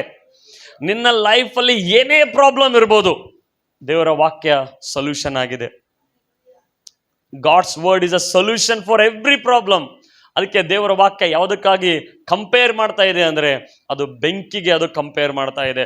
ಅದಕ್ಕೆ ಯೋಹಾನನು ಕೂಡ ಹೇಳಿದನು, ನಾನು ನಿಮಗೆ ನೀರಿನಿಂದ ದೀಕ್ಷಾ ಸ್ನಾನ ಕೊಡ್ತಾ ಇದ್ದೇನೆ, ಆದರೆ ನನ್ನ ಹಿಂದೆ ಬರುವವನು ಅವನು ನಿಮಗೆ ಪವಿತ್ರಾತ್ಮದಿಂದಲೂ ಬೆಂಕಿಯಿಂದಲೂ ನಿಮಗೆ ಸ್ನಾನ ಮಾಡಿಸುವನೆಂಬುದಾಗಿ. Hallelujah. He will baptise us with the fire. ನಮಗೆ ಬೆಂಕಿಯಿಂದ ಆತನು ತುಂಬಿಸಲ್ಪಡುವ ಆತನಾಗಿದ್ದಾನೆ. ಅದಕ್ಕೆ ನೀವು ವಾಕ್ಯವನ್ನು ಓದುವಾಗ ನಿಮ್ಮ ಮಾತುಗಳು ಕೂಡ ಅದು ಬೆಂಕಿಯಾಗಿರ್ತದೆ. ನಿಮ್ಮ ಮಾತುಗಳಲ್ಲಿ ಆ ಒಂದು ವೇಟ್ ಇರುವಂಥದ್ದಾಗಿದೆ. ಯಾಕಂದರೆ ದೇವರ ವಾಕ್ಯ ಅಷ್ಟು ಅದು ಬೆಂಕಿಯಾಗಿರುವಂಥದ್ದಾಗಿದೆ. ಹೇಳ್ರಿ, ದೇವರ ವಾಕ್ಯ ಬೆಂಕಿಯಾಗಿದೆ. ದೇವರ ವಾಕ್ಯ ಬೆಂಕಿಯಾಗಿದೆ. ಹಲ್ಲೆಲೂಯಾ. ಮೂರನೇದಾಗಿ ದೇವರ ವಾಕ್ಯ ಯಾವುದಕ್ಕಾಗಿ ಹೋಲಿಸಲ್ಪಟ್ಟಿದೆ ಅಂದರೆ ಹ್ಯಾಮರ್. ಅದೇ ಯೆರೆಮೀಯ 23:29 ವಚನ. ಯೆರೆಮೀಯ 23:29 ವಚನ. ನನ್ನ ವಾಕ್ಯವು ಬೆಂಕಿಗೂ ಬಂಡೆಯನ್ನು ಒಡೆದು ಬಿಡುವ ಚಮಟೆಗೂ ಸಮಾನವಾಗಿದೆಯಲ್ಲ. ಕೇಳಿಸ್ಕೊಳ್ರಿ, ಗಮನ ಕೊಟ್ಟು ಕೇಳಿಸ್ಕೊಳ್ರಿ. ನೋಡ್ರಿ, ಬಹಳ ಒಂದು ದಿವಸಗಳ ಹಿಂದೆ ಒಬ್ಬ ವ್ಯಕ್ತಿ ಇದ್ದಿದ್ದ ನಮ್ಮ ಭಾರತ ದೇಶದಲ್ಲಿ. ಅವನ ಹೆಸರು ದಾನಿಶ್ ಎಂಬುದಾಗಿ. ಆ ಹಳ್ಳಿಯಲ್ಲಿ ಅವರು ಎಲ್ಲಿ ವಾಸ ಮಾಡ್ತಾ ಇದ್ರು ಅಂದರೆ ಬೆಟ್ಟದಲ್ಲಿ ವಾಸ ಮಾಡ್ತಾ ಇದ್ರು. ಅವರ ಸುತ್ತಮುತ್ತ ಏನು ಇತ್ತು ಅಂದರೆ ಬೆಟ್ಟ ಇತ್ತು. ಅವರಿಗೆ ರೋಡ್ ಇರಲಿಲ್ಲ ಸಿಟಿಗೆ ಹೋಗ್ಬೇಕಂದ್ರೆ. ಸೊ ಆ ವ್ಯಕ್ತಿ ಏನು ಡಿಸೈಡ್ ಮಾಡಿದ ಅಂದರೆ, ನನ್ನ ಹಳ್ಳಿಗೆ ಒಂದು ರೋಡನ್ನು ಮಾಡ್ತೇನೆ, ಮಾರ್ಗವನ್ನು ಮಾಡ್ತೇನೆ ಅಂತ ಹೇಳಿ ಆ ಬೆಟ್ಟ ಏನಿದೆ, ಮೌಂಟೇನ್ ಏನಿದೆ, ಅವನು ಆ ಬೆಟ್ಟವನ್ನು ಒಡೆಯಕ್ಕೆ ಸ್ಟಾರ್ಟ್ ಮಾಡ್ದ. ಹೇಗೆ ಒಡೆಯಕ್ಕೆ ಸ್ಟಾರ್ಟ್ ಮಾಡ್ದ ಅಂದರೆ, ಸುತ್ತಿಗೆ, ಹ್ಯಾಮರ್, ಹತೋಡಿ ಅಂತೀವಲ್ಲ, ಹತೋಡಿ ನೋಡಿದಿರಲ್ಲ, ಎಷ್ಟು ಜನ ನೋಡಿದಿರ? ಹತೋಡಿಗೆ ನೋಡಿದಿರ? ಮಳೆ ಹೊಡಿತೀವಲ್ಲ. ಸೊ ಅಂಥ ದೊಡ್ಡ ಹತೋಡಿಯನ್ನು ತೆಗೆದುಕೊಂಡು ಅವನು ಏನು ಮಾಡ್ತಾ ಇದ್ದಾನೆ, ಈಗ ಬಂಡೆಗಳಿಗೆ ಹೊಡಿತಾ ಇದ್ದಾನೆ. ರಾಕ್. ಆಗಿನ ದಿನಗಳಲ್ಲಿ ಯೆರೆಮೀಯನ ಕಾಲದಲ್ಲಿ ಆ ಬಂಡೆ ಹೊಡಿಬೇಕಂದ್ರೆ ಅವರು ಹ್ಯಾಮರ್, ಸುತ್ತಿಗೆಯನ್ನು, ಚಮಟೆಗೆಯನ್ನು ಯೂಸ್ ಮಾಡ್ತಾ ಇದ್ರು. ಸೊ ಈ ಹಳ್ಳಿಯ ವ್ಯಕ್ತಿ ಅವನೇನು ಮಾಡ್ದ ಅಂದರೆ ಆ ಬೆಟ್ಟವನ್ನು ಒಡೆಯಕ್ಕೆ ಸ್ಟಾರ್ಟ್ ಮಾಡ್ದ. ಎಲ್ಲ ಹಳ್ಳಿದವ್ರು ಏನು ಮಾಡ್ತಾ ಇದ್ರು, ನಿನಗೆ ತಲೆ ಕೆಟ್ಟದ, ಅಷ್ಟು ದೊಡ್ಡ ಬೆಟ್ಟ ಇದೆ, ನೀನು ಇಷ್ಟು ಸಣ್ಣ ಸುತ್ತಿಗೆ ತೊಗೊಂಡು ಹೊಡಿತಾ ಇದೆಯಲ್ಲ. ಅವನು ಯಾರ ಮಾತು ಕೇಳಲಿಲ್ಲ, ಅವನು ಹೊಡೆಯಕ್ಕೆ ಸ್ಟಾರ್ಟ್ ಮಾಡ್ದವನು. 1 ದಿವಸ ಆಯಿತು, 1 ವರ್ಷ ಆಯಿತು, ಏನೂ ಆಗ್ತಾ ಇಲ್ಲ. ಏನೂ ಆಗ್ತಾ ಇಲ್ಲ. 2 ವರ್ಷ ಆಯ್ತು ನೋಡ್ರಿ. 2 ವರ್ಷ ತನಕ ಒಂದು ತಾಳ್ಮೆ, ಒಂದು ನಂಬಿಕೆ, ಒಂದು ಪೇಷನ್ಸ್ ನೋಡ್ರಿ. ಆ ಬೆಟ್ಟ ಒಡೆಯೋಕ್ಕೆ ಸ್ಟಾರ್ಟ್ ಆಯ್ತು. ಅವಾಗ ಅದು ಮುರಿಲಕ್ಕೆ ಸ್ಟಾರ್ಟ್ ಆಯ್ತದು. ಮುರಿದು ಮುರಿದು ಮುರಿದು ಅವನು ಏನು ಮಾಡ್ದ ಗೊತ್ತಾ? ಅದರಿಂದ ಆಲ್ಮೋಸ್ಟ್ 100 ಕಿಲೋಮೀಟರ್ 100 ಫೀಟ್ ಮೇಲೆ ಅವನು ರೋಡನ್ನು ಮಾಡಿದ. ಅದು ಎಷ್ಟು ವರ್ಷ ತಗೊಂಡು ಗೊತ್ತಾ? 22 ಇಯರ್ಸ್. 22 ಇಯರ್ಸಲ್ಲಿ ಆ ಹಳ್ಳಿಗೆ ಆ ಒಂದು ಬೆಟ್ಟದ ಮಧ್ಯದಲ್ಲಿ ಮಾರ್ಗವನ್ನು ಮಾಡಿದವನು. ಹಲ್ಲೆಲೂಯಾ. ಹೇಗೆ? ಹ್ಯಾಮರ್ ಯೂಸ್ ಮಾಡಿದವನು. ಬೆಟ್ಟಗಳು ಗುಡ್ಡಗಳು ಕದಲ್ತಾವ? ಸರಿತಾವ? ಅವು ಕದಲಂಗಿಲ್ಲ. ಈಗೆಲ್ಲ ನಾವು ಸಿಡಿ ಮದ್ದುಗಳು ಯೂಸ್ ಮಾಡ್ತೇವೆ, ಡೈನಮೈಟ್ ಯೂಸ್ ಮಾಡ್ತೇವೆ. ಈಗೆಲ್ಲ ಸಿಡಿ ಮದ್ದು ಇಟ್ಬಿಟ್ರೆ ಬ್ಲಾಸ್ಟ್ ಆಗ್ಬಿಡ್ತದೆ. ಬಟ್ ಅವಾಗಿನ ಕಾಲದಲ್ಲಿ ಅವ್ರು ಹ್ಯಾಮರನ್ನು ಯೂಸ್ ಮಾಡ್ತಾ ಇದ್ರು. ಸೊ ದೇವರ ವಾಕ್ಯ ಎದಕ್ಕೆ ಹೋಲಿಕೆ ಆಗಿದೆ ಅಂದರೆ ಅದು ಹ್ಯಾಮರ್ಗೆ ಹೋಲಿಕೆ ಆಗಿದೆ ಅಂತ ಹೇಳ್ತಾ ಇದೆ. ಅದರ ಅರ್ಥ ಏನು ಅಂದರೆ, ನಿನ್ನ ಜೀವಿತದಲ್ಲಿ ಬೆಟ್ಟದಷ್ಟು ಸಮಸ್ಯೆಗಳು ನಿನ್ನ ಎದುರುಗಡೆ ಇರ್ಬೋದು. ನಿನ್ನ ಜೀವಿತ ಪರಿಸ್ಥಿತಿ ರಾಕ್ ಥರ ಆಗಿರ್ಬೋದು, ಅದು ಕದಲ್ತಾನೆ ಇಲ್ಲ. ಎಷ್ಟು ವರ್ಷ ಆದರೂ ಬದಲಾವಣೆನೇ ಆಗ್ತಾ ಇಲ್ಲ. ಹೆಂಗಿದೆ ಅದೇ ಪರಿಸ್ಥಿತಿ ಇದೆ, ಏನು ಚೇಂಜಸ್ ಆಗ್ತಾ ಇಲ್ಲ. ಫೈನಾನ್ಸ್ ಚೇಂಜ್ ಆಗ್ತಾ ಇಲ್ಲ, ಫ್ಯಾಮಿಲಿ ಚೇಂಜ್ ಆಗ್ತಾ ಇಲ್ಲ, ಗಂಡ ಏನು ಚೇಂಜ್ ಆಗ್ತಾ ಇಲ್ಲ. It's like A rock. ಅದು ರಾಕ್ ರೀತಿಯಾಗಿರುವಂಥದ್ದಾಗಿದೆ. ನೀವೇನಾದರೂ ಮಾಡಕ್ಕೆ ಹೋಗ್ತೀರಿ, ಆ ಬೆಟ್ಟ ಎಂಬ ರಾಕ್ ನಿಮ್ಮ ಎದುರುಗಡೆ ಬಂದು ನಿಲ್ತಾ ಇದೆ. ನೀವೇನೋ ಮುಂದೆ ಚೇಂಜ್ ಆಗ್ಬೇಕಂತ ಬಯಸ್ತಾ ಇದ್ದೀರಿ, ಅದು ಬೆಟ್ಟ ಎಂಬ ಆ ಒಂದು ಅನ್ಬಿಲೀಫ್, ಆ ಒಂದು ಡೌಟ್, ಆ ಒಂದು ಡಿಸೀಸ್, ಆ ರೋಗ ನಿಮಗೆ ಬೆಟ್ಟವಾಗಿ ಅದು ನಿಮಗೆ ಸ್ಟಾಪ್ ಮಾಡ್ತಾ ಇದೆ. ಆದರೆ ದೇವ್ರ ವಾಕ್ಯ ಏನು ಹೇಳ್ತದೆ ಗೊತ್ತಾ? It is like a hammer. ನೀವು ಆ ಪರಿಸ್ಥಿತಿಗೆ ಹೊಡೆಕ್ಕೆ ಸ್ಟಾರ್ಟ್ ಮಾಡಿದಾಗ, ಆ ಪರಿಸ್ಥಿತಿಗೆ ನೀವು ಗುದ್ದಕ್ಕೆ ಸ್ಟಾರ್ಟ್ ಮಾಡಿದಾಗ, ದೇವರ ವಾಕ್ಯದಿಂದ ನೀವು ಹೇಳಕ್ಕೆ ಸ್ಟಾರ್ಟ್ ಮಾಡಿದಾಗ, ನೀವು ಆ ಬೆಟ್ಟದಿಂದಲೇ ಆ ಮಾರ್ಗವನ್ನು ದೇವರು ಸಿದ್ಧ ಮಾಡುತ್ತಾನೆ. Hallelujah, hallelujah, hallelujah. ನೀವು ಹೇಳಕ್ಕೆ ಚಾನ್ಸ್ ಇಲ್ಲ, ಭಾಳ ಕಠಿಣ ಇದೆ. ದೇವರ ವಾಕ್ಯ ಹೇಳ್ತದೆ, ನನ್ನ ವಾಕ್ಯ ಏನಾಗಿದೆ? ಹ್ಯಾಮರ್ ಆಗಿದೆ ಅಂತ. ನಾವು ಅದನ್ನು ಏನು ಮಾಡಬೇಕಾಗಿದೆ? ಸ್ಪೀಕ್, ಅದನ್ನು ಮಾತನಾಡಬೇಕಾಗಿದೆ, ಅದನ್ನು ಹೊಡಿಬೇಕಾಗಿದೆ, ಅದನ್ನು ಯೂಸ್ ಮಾಡಬೇಕಾಗಿದೆ. ಹಲ್ಲೆಲೂಯಾ. ಯೇಸು ಸ್ವಾಮಿ ಹೇಳಿದ್ರು, ಸಾಸಿವೆ ಕಾಳಿನಷ್ಟು ನಂಬಿಕೆ ನಿಮಗೆ ಇದ್ದರೆ ನೀವೇನು ಮಾಡ್ಬೋದು? ಈ ಬೆಟ್ಟವನ್ನು ಅಲ್ಲಿ ಕಿತ್ಕೊಂಡು ಹೋಗು ಅಂದರೆ ಅದು ಹೋಗುವಂಥದ್ದಾಗಿದೆ. ದೇವರ ವಾಕ್ಯ ಅದು ಹ್ಯಾಮರ್ ಆಗಿರುವಂಥದ್ದಾಗಿದೆ. ನಾವು ಅನೇಕರ ಪ್ರಾರ್ಥನೆ ಮುಂಚೆ ಏನು ಪ್ರಾರ್ಥನೆ ಮಾಡ್ತೇವೆ? ದೇವರೇ ನನಗೇನು ಪ್ರಾಬ್ಲಮೇ ಕೊಡಬೇಡಪ್ಪ, ಸಮಸ್ಯೆನೇ ಕೊಡಬೇಡಪ್ಪ, ಸ್ಟಾರ್ಟಿಂಗಲ್ಲಿ. ಆದರೆ ಯಾವಾಗ ದೇವರ ವಾಕ್ಯ ಕಲ್ತ್ಕೊಳ್ಳೋಕ್ಕೆ ಸ್ಟಾರ್ಟ್ ಮಾಡಿದೆ, ಆ ಪ್ರಾರ್ಥನೆ ಚೇಂಜ್ ಆಗಿಬಿಡುತ್ತೆ. ಈಗ ಸಮಸ್ಯೆ ಕೊಡಬೇಡ ಅಂತ ಹೇಳ್ತಾ ಇಲ್ಲ, ಆ ಸಮಸ್ಯೆ ಮೇಲೆ ನಾನು ಹೇಗೆ ಜಯ ಹೊಂದಬೇಕು ಆ ವಾಕ್ಯ ಕೊಡು. ಹಲ್ಲೆಲೂಯಾ. ಆ ಸಮಸ್ಯೆ ಮೇಲೆ ನಾನು ಹೇಗೆ ನಡಿಬೇಕು ಆ ವಾಕ್ಯವನ್ನು ಕೊಡು ಎಂಬುದಾಗಿ. ಅನೇಕರು ಸಮಸ್ಯೆ ಬಂದಾಗ ಏನು ಮಾಡ್ತಾರೆ? ಅಳ್ತಾ ಇರ್ತಾರೆ, ಕಣ್ಣೀರು ಹಾಕ್ತಾ ಇರ್ತಾರೆ. ಯಾಕೆಂದರೆ ದೇವರ ವಾಕ್ಯ ಹ್ಯಾಮರ್ ಅಂತ ಗೊತ್ತಿಲ್ಲ ಅವರಿಗೆ. ನಿಮ್ಮ ಪರಿಸ್ಥಿತಿಗಳು ಏನೇ ಕಠಿಣ ಆಗಿರ್ಬೋದು, ನಿಮ್ಮ ಪರಿಸ್ಥಿತಿಗಳು ಬೆಟ್ಟದ ಹಾಗೆ ನಿಲ್ಲಬಹುದು. ವಾಕ್ಯ ಮಾತನಾಡೋಕ್ಕೆ ಸ್ಟಾರ್ಟ್ ಮಾಡ್ರಿ, ವಾಕ್ಯ ಘೋಷಣೆ ಮಾಡೋಕ್ಕೆ ಸ್ಟಾರ್ಟ್ ಮಾಡ್ರಿ, ವಾಕ್ಯ ಡಿಕ್ಲೇರ್ ಮಾಡೋಕ್ಕೆ ಸ್ಟಾರ್ಟ್ ಮಾಡ್ರಿ. ಬೆಟ್ಟದಂಥ ಸಾಲ ಇರ್ಬೋದು, ಸಾಲದಿಂದ ನಾನು ಹೊರಗಡೆ ಬರ್ತಾ ಇದ್ದೀನಿ. ಯೇಸು ನನ್ನ ಎಲ್ಲ ಸಾಲವನ್ನು ತೀರಿಸಿದ್ದಾನೆ. I am coming out of my debts. ನಾನು ಸಾಲದಿಂದ ಹೊರಗಡೆ ಬರ್ತಾ ಇದ್ದೀನಿ ಅಂತ ನೀವು ಪ್ರತಿದಿನ ಮಾತನಾಡುವಾಗ, ಹಲ್ಲೆಲೂಯಾ, ನೀವು ಒಂದೊಂದು ಹೆಜ್ಜೆಯಿಂದ ನೀವು ಏನು ಮಾಡ್ತಾ ಇದ್ದೀರಿ? ನೀವು ಆಲ್ರೆಡಿ ಆ ಸಾಲ ತೀರಿ ಈ ಕಡೆ ಬಂದಿರ್ತೀರಿ ನೀವು. ಹಲ್ಲೆಲೂಯಾ. ಬಟ್ ನಾವು ಆ ಪ್ರಾಬ್ಲಮ್ಗೆ ಶರಣಾಗ್ಬಿಟ್ಟಿದ್ದೀವಿ. ಎಲ್ಲ ಸಾಲದಲ್ಲಿದ್ದಾರೆ, ನಾನು ಸಾಲದಲ್ಲಿ ಕಾಮನ್ ಆಗಿಬಿಟ್ಟಿದ್ದೀನಿ. ಪರಿಸ್ಥಿತಿಗೆ ಏನಾಗ್ಬಿಟ್ಟಿದ್ದೀನಿ? ಅಂಡರ್ ಆಗಿಬಿಟ್ಟಿದ್ದೀನಿ, ನಾನು ಸರೆಂಡರ್ ಆಗಿಬಿಟ್ಟಿದ್ದೀನಿ. ನನ್ನ ಕೈಲಿ ಏನೂ ಮಾಡೋಕ್ಕಾಗ್ತಾ ಇಲ್ಲ ಅಂತೇಳಿ. ಆದರೆ ದೇವರ ವಾಕ್ಯ ಏನಾಗಿದೆ? ಹ್ಯಾಮರ್ ಆಗಿದೆ. ನೀನು ಪರಿಸ್ಥಿತಿಗಳಲ್ಲಿ ನೀನು ಸರೆಂಡರ್ ಆಗಬೇಕೆಂಬುದಾಗಿ ದೇವರು ಬಯಸಂಗಿಲ್ಲ. ನಿನ್ನ ಪರಿಸ್ಥಿತಿಗಳ ಮೇಲೆ ನೀನು ಜಯಿಸಬೇಕಾಗಿದೆ. Hallelujah, hallelujah. ಬೆಟ್ಟ ಅಷ್ಟು ಈಸಿಯಾಗಿ ಸರಿಯಂಗಿಲ್ಲ, ಸಾಲ ಅಷ್ಟು ಈಸಿಯಾಗಿ ಹೋಗಂಗಿಲ್ಲ. ಅದಕ್ಕೆ ಹ್ಯಾಮರ್ ಯೂಸ್ ಮಾಡಬೇಕು ಅದನ್ನು. ಹಲ್ಲೆಲೂಯಾ. ಸಂತತಿಯಿಂದ ಬಂದಿರ್ಬೋದು ಸಾಲ, ಬೆಟ್ಟದಷ್ಟು ಸಾಲ ಇರ್ಬೋದು, ಎಲ್ಲಿ ನೋಡಿದ್ರು ಕೂಡ ಸಾಲ ಸಾಲ ಸಾಲ. ನೋಡಿ, ದೇವರ ವಾಕ್ಯ ನೀನು ಯೂಸ್ ಮಾಡುವಾಗ, ದೇವರ ವಾಕ್ಯವು ನೀನು ಹ್ಯಾಮರ್ ಆಗಿ ಅದಕ್ಕೆ ಹೊಡಿತಾ ಹೋಗುವಾಗ ನಿನ್ನ ಸಾಲದ ಒಂದು ಶಾಪ ಅದು ನಿನಗೆ ಸ್ಟಾಪ್ ಆಗಿಬಿಡ್ತದೆ. ಹಲ್ಲೆಲೂಯಾ. ನೀನು ಅದರಿಂದ ಹೊರಗಡೆ ಬರುವಾತನಾಗಿದೆ. ನೀನು ಅದರ ಮಧ್ಯದಲ್ಲಿ ಒಂದು ಮಾರ್ಗವನ್ನು ಮಾಡಿದೆ. Hallelujah, hallelujah. ಸೊ ದೇವರ ವಾಕ್ಯ ಏನಾಗಿದೆ? ಅದು ಹ್ಯಾಮರ್ ಆಗಿರುವಂಥದ್ದಾಗಿದೆ. ಹ್ಯಾಮರ್ ಆಗಿ ಯೂಸ್ ಮಾಡಿ. ಕುಟುಂಬ ಪರಿಸ್ಥಿತಿ ಚೇಂಜ್ ಆಗ್ತಾ ಇಲ್ಲ, ನೀನು ಹೇಳ್ಬೋದು ಇವು ರಕ್ಷಣೆಗೆ ಬರಂಗಿಲ್ಲ ಅಂತೇಳಿ. ನೀನು ವಾಕ್ಯವನ್ನು ಹೊಡಿತಾ ಇರು. ಏನು ಯೆಹೋಶುವನು ಹೇಳಿದ್ರು, ನಾನು ನನ್ನ ಕುಟುಂಬ ಯೆಹೋವನನ್ನೇ ಸೇವಿಸುವೆವು ಎಂಬುದಾಗಿ. ಹಲ್ಲೆಲೂಯಾ. ನೀನು ನಂಬುವುದಾದರೆ ನೀನಿನ ಕುಟುಂಬ ರಕ್ಷಣೆ ಹೊಂದುವುದೇ ಎಂಬುದಾಗಿ. ಅನೇಕ ಸಲ ಹೇಳ್ತೀವಿ ಇವ್ರು ಬಹಳ ಕಠಿಣ ಇದ್ದಾರೆ, ಚೇಂಜ್ ಆಗಕ್ಕೆ ಸಾಧ್ಯ ಇಲ್ಲ ಅಂತ. ಆದರೆ ದೇವರ ವಾಕ್ಯ ಹ್ಯಾಮರ್ ಆಗಿದೆ. ಎಂಥ ವ್ಯಕ್ತಿಯನ್ನು ಕೂಡ ಬದಲಾವಣೆ ಮಾಡ್ತಾನೆ. ನನಗೆ ನಿನಗೆ ಬದಲಾವಣೆ ಮಾಡಿದ್ದಾರೆ ಅಂದ್ರೆ ನಾವೇನು ಸಾಮಾನ್ಯ ಕಠಿಣರು ಇರಲಿಲ್ವಾ? ಇವಾಗ ನಂಬಿದ ನಂತರ ನಾವು ಅನ್ಕೋತಾ ಇದ್ದೀವಿ ನಾವು ಒಳ್ಳೆಯವರು ಅಂತ ಹೇಳಿ. ನಂಬಕ್ಕಿಂತ ಮುಂಚೆ ಎಷ್ಟು ಕಠಿಣ ಇದ್ದಿದ್ವಿ, ಎಷ್ಟು ಬಂಡುತನ ಇದ್ದಿದ್ವಿ.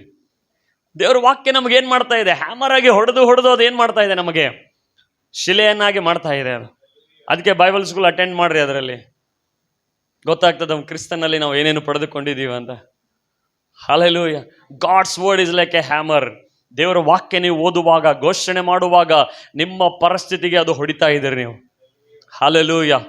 ಯೇಸು ಸ್ವಾಮಿ ಶಿಷ್ಯರನ್ನು ಆ ದಡದಿಂದ ಈ ದಡಕ್ಕೆ ಹೋಗೋಣ ಅಂತಂದಾಗ ಅವರೆಲ್ಲರೂ ಯೇಸು ಸ್ವಾಮಿ ಜೊತೆಗೆ ಹೋಗ್ತಾ ಇದ್ದಾರೆ. ಆದರೆ ವಾಕ್ಯವೆಂಬುವನು ಮಲ್ಕೊಂಡಿದ್ದ. ಹಲ್ಲೆಲೂಯಾ. ವಾಕ್ಯವೆಂಬುವನು ರೆಸ್ಟಲ್ಲಿದ್ದ. ಅನೇಕರು ವಾಕ್ಯವನ್ನು ಮಲಗಿಸ್ಬಿಟ್ಟಿದ್ದಾರೆ ನಿಮ್ಮ ಲೈಫಲ್ಲಿ. ವಾಕ್ಯ ರೆಸ್ಟಿಗೆ ಹೋಗ್ಬಿಟ್ಟಿದೆ. ಅದು ಅವ್ರು ಮಜಾ ಮಾಡ್ತಾ ಇದ್ದಾರೆ ಅಲ್ಲಿ. ವಾವ್, ವೇವ್ಸ್ ನೋಡೋ ಪೇತ್ರ, ವಾವ್ ಎಷ್ಟು ಚೆನ್ನಾಗಿದೆ. ಅದು ವಾವ್ ಹೋಗಿ ಆಗ್ಬಿಡ್ತದೆ.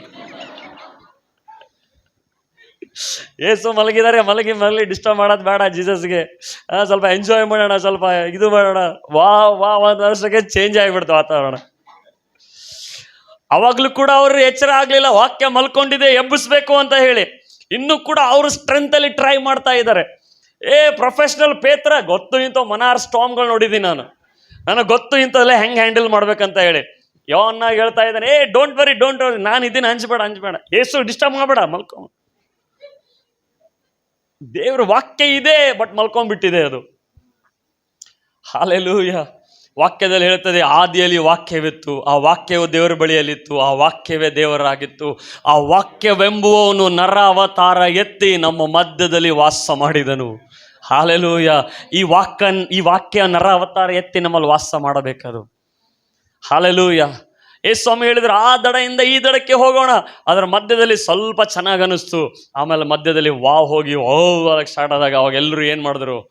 ಲವ ಹೊಯ್ಕೊಳಕ್ಕೆ ಸ್ಟಾರ್ಟ್ ಮಾಡಿದ್ರು ಅವರು. ಯೇಸುವೇ ನಿನಗೆ ಚಿಂತೆ ಇಲ್ಲವೋ? ನಾವು ಸಾಯ್ತಾ ಇದ್ದೀವಿ, ನಿನಗೆ ಗೊತ್ತಿಲ್ಲ. ವಾಕ್ಯ ಎಂಬುವನು ಮಲ್ಕೊಂಡ್ಬಿಟ್ಟಿದ್ದಾನೆ. ಹಲ್ಲೆಲೂಯಾ. ಆದರೆ ಆ ವಾಕ್ಯ ಎದ್ದಾಗ, ಹಲ್ಲೆಲೂಯಾ, ಆ ವಾಕ್ಯ ಎದ್ದಾಗ ಎಂಥ ಬಿರುಗಾಳಿ ಇರಲಿ ಅಂತ ಮಾಡ್ಬಿಟ್ರು ಜೀಸಸ್. ಹಲ್ಲೆಲೂಯಾ. ಯಾವಾಗ ವಾಕ್ಯ ನಿಮ್ಮಲ್ಲಿ ಎದ್ದೇಳುತ್ತದೋ, ಯಾವಾಗ ವಾಕ್ಯ ನಿಮ್ಮಲ್ಲಿ ಸಮೃದ್ಧಿಯಾಗಿ ಎದ್ದೇಳುತ್ತದೋ, ಸುತ್ತಮುತ್ತ ಏನೇ ಪರಿಸ್ಥಿತಿಗಳಿರ್ಬೋದು, ಅದು ನಿಮಗೆ ಸರೆಂಡರ್ ಆಗುವಂಥದ್ದಾಗಿದೆ. ನಿಮಗೆ ಸರೆಂಡರ್ ಆಗುವಂಥದ್ದಾಗಿದೆ, ಅಡ್ಡ ಬೀಳುವಂಥದ್ದಾಗಿದೆ. ಬಟ್ ಪ್ರಾಬ್ಲಮ್ ಏನಂದರೆ ವಾಕ್ಯ ಎಂಬುವನಿಗೆ ಮಲಗಿಸ್ಬಿಟ್ಟಿವಿ. ಅಂದರೆ ಸಂಡೇ ಕೆಲವರು ಬೈಬಲ್ ತಗೊಂಬರಲ್ಲ, ಆಮೇಲೆ ಮತ್ತೆ ಯಥಾ ಪ್ರಕಾರ ಜೋಪಾನವಾಗಿ ಇಟ್ಬಿಡ್ತೇವೆ.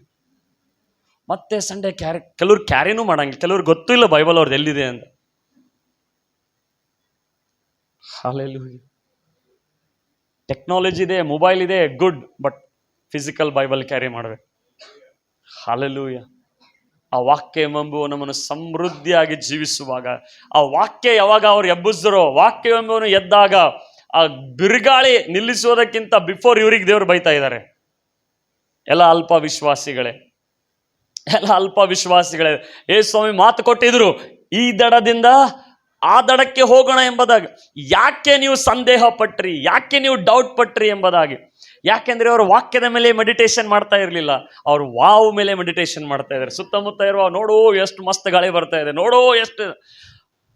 ಈ ವಾಕ್ಯವೆಂಬುವ ನರ ಅವತಾರ ಎದ್ದು ನಮ್ಮ ಮಧ್ಯದಲ್ಲಿ ವಾಸ ಮಾಡ್ತಾ ಇದ್ದಾನೆ. ಯೇಸು ವಾಕ್ಯ ಆದವನು, ವಾಕ್ಯ ಎಂಬುವ ನಮ್ಮಲ್ಲಿ ವಾಸ ಮಾಡ್ತಾನೆ. ಆತನ ಕಡೆಗೆ ನೋಡ್ತಾ ಇಲ್ಲ ಅವರು. ಎಲ್ಲರೂ 12 ಮಂದಿ ಶಿಷ್ಯರು. ಊಟ ಮಸ್ತ್ ಇತ್ತಲ್ಲ, ಅದು ಏನು ಸೂಪರ್ ಆಗಿದ್ದಪ್ಪ. 5 ರೊಟ್ಟಿಯಲ್ಲಿ 15,000 ಜನ ಊಟ ಮಾಡಿದ್ರು. ನೀ ಎಷ್ಟು ಮೀನು ತಿಂದಿ ಪೇತ್ರ? ನಾನು 4 ತಿಂದ. ನೀ ಎಷ್ಟು ತಿಂದಿ? ವಾಕ್ಯ ಏನು ಹೇಳಿದ್ದಾರೆ? ಈ ದಡದಿಂದ ಆ ದಡ, ಅದು ಮರ್ತು ಬಿಟ್ಟಿರೋದು, ಮರ್ತೇ ಬಿಟ್ಟಿದಾರ. ಅದು ಬಂದಾಗ ಅವಾಗ ಏನು ಹೇಳ್ತಾ ಇದ್ದಾರೆ ಅವರು? ಯೇಸುವೇ ನಾವು ಸತ್ತ ಹೋಗ್ತಾ ಇದ್ದೀವಿ. ಯಾಕೆ? ಆ ವಾಕ್ಯ ಮರ್ತಾಗ ಅವ್ರ ಮಾತುಗಳು ಕೂಡ ಚೇಂಜ್ ಆಯ್ತು. ವಾಕ್ಯ ಹೋಯ್ತು, ಅವ್ರ ಮಾತುಗಳು ಚೇಂಜ್ ಆಯ್ತು. ಏನ್ ಬರ್ತಾ ಇದೆ?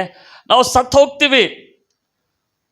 ಆದರೆ ಆ ವಾಕ್ಯವೆಂಬುವನು ಎದ್ದಾಗ ಯಾವುದು ಅವರಿಗೆ ಮರಣಕರವಾಗಿ ಅವರಿಗೆ ಆತಂಕಕ್ಕೆ ಒಳಪಡಿಸ್ತಾ ಇತ್ತೋ ಆ ವಾಕ್ಯವೆಂಬುವನು ಅದು ಹ್ಯಾಮರ್ ಆಗಿ ಒಂದು ಸುತ್ತಿಗೆ ಆಗಿ ಅದನ್ನು ಹೊಡೆದು ಅಲ್ಲೇ ನಿಲ್ಲಿಸಿದನೆಂಬುದಾಗಿ. ಹಲ್ಲೆಲೂಯಾ. ಅವ್ರ ಪರಿಸ್ಥಿತಿ ಹೇಗಿತ್ತು ಅಂತಂದರೆ, ನೀರುಗಳು ಆಲ್ರೆಡಿ ಅವರಿಗೆ ಬೋಟಲ್ಲಿ ಬರ್ತಾ ಇತ್ತಂತೆ. ಅಲ್ಲಿವರೆಗೂ ವೇಟ್ ಮಾಡಿದಾರೆ ಅವ್ರ ವಾಕ್ಯವನ್ನು ಎಬ್ಬಿಸುವುದಕ್ಕಾಗಿ. ಎಬ್ಸಂಗಿಲ್ಲ, ಕುತ್ತಿಗೆಗೆ ಬಂದಾಗೆ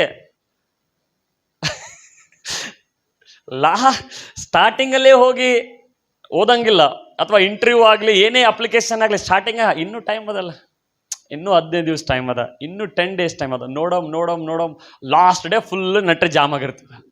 ಅವಾಗ ನಾವು ಪ್ರೇಯರ್ ಮಾಡ್ತೀವಿ, ಸಹಾಯ ಮಾಡಿದೆ, Lord you can do it, Lord you can. ನನ್ನ ಮಗನೇ ಏನು ಡೂ ಇಟ್, ಸ್ಟಾರ್ಟಿಂಗಲ್ಲೇ ನೀವು ಡೇಟ್ ಕೊಡಿ, ಸ್ಟಾರ್ಟಿಂಗಲ್ಲೇ ಡೇಟ್ ಕೊಟ್ಟಿದ್ರಿ ನಿನಗೆ, ಇವಾಗ ಬಂದು Lord you can do anything, you can do anything. ಇಂಥದ್ರಲ್ಲಿ ದೇವರು ಯೂಸ್ ಮಾಡಿದೆ.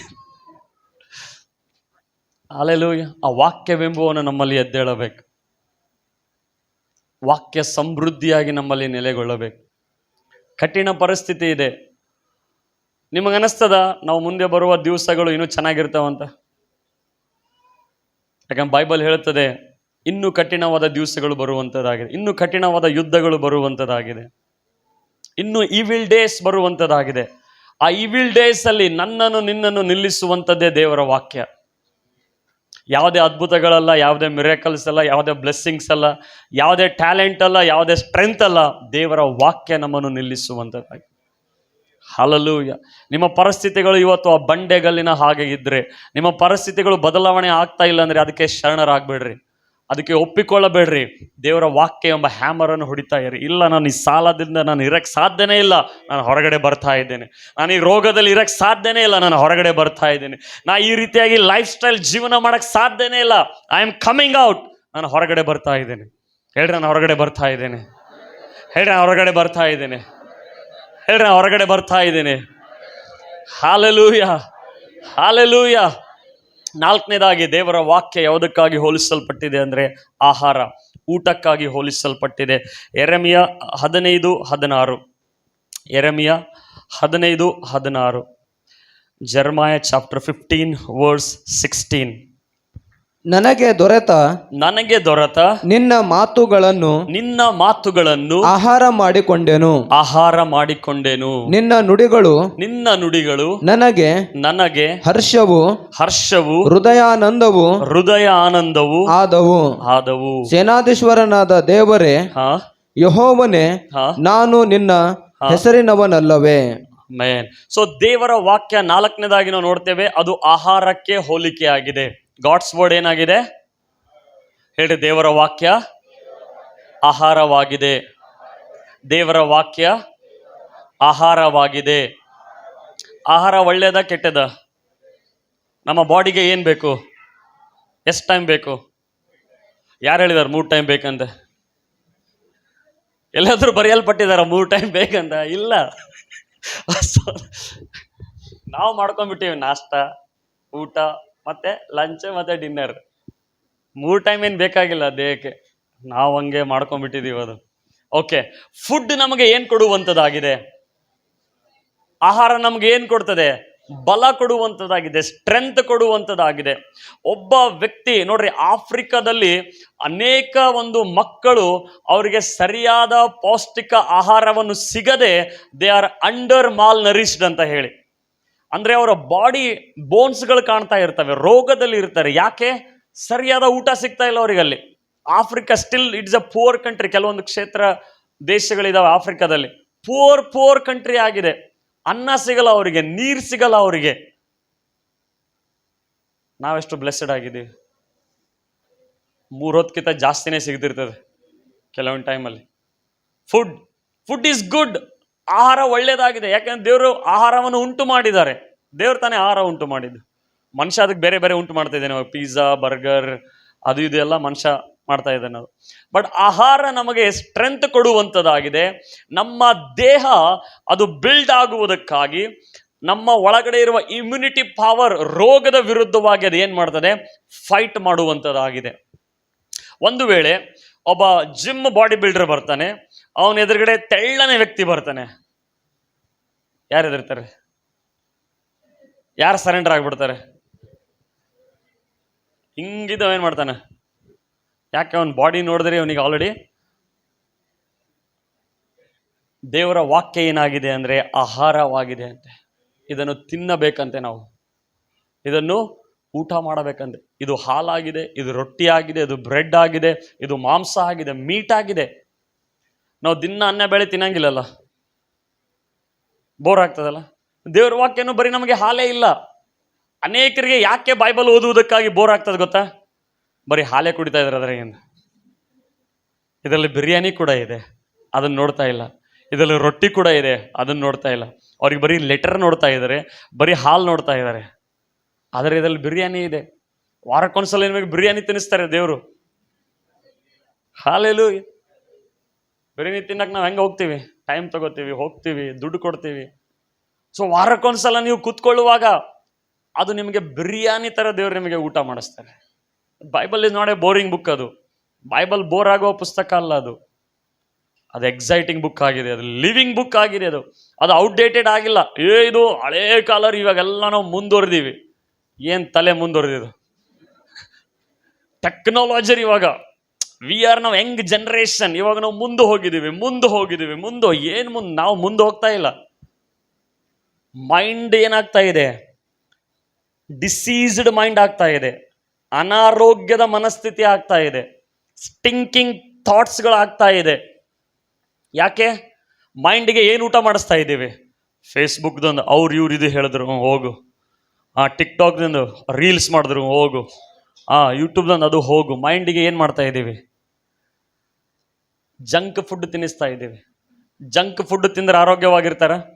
ದಿನ ಬರ್ಗರೇ ತಿಂತಾ ಇದ್ರೆ ಹೆಂಗಿರ್ತದ ಅವನ ಲೈಫ್? ದಿನ ಪಿಜ್ಜಾನೇ ತಿಂತಾ ಇದ್ದಾರೆ, ದಿನ ಹೊರಗಿಂದ ತಿಂತಾ ಇದ್ರೆ ಅವನು ಹೆಂಗಿರ್ತದೆ?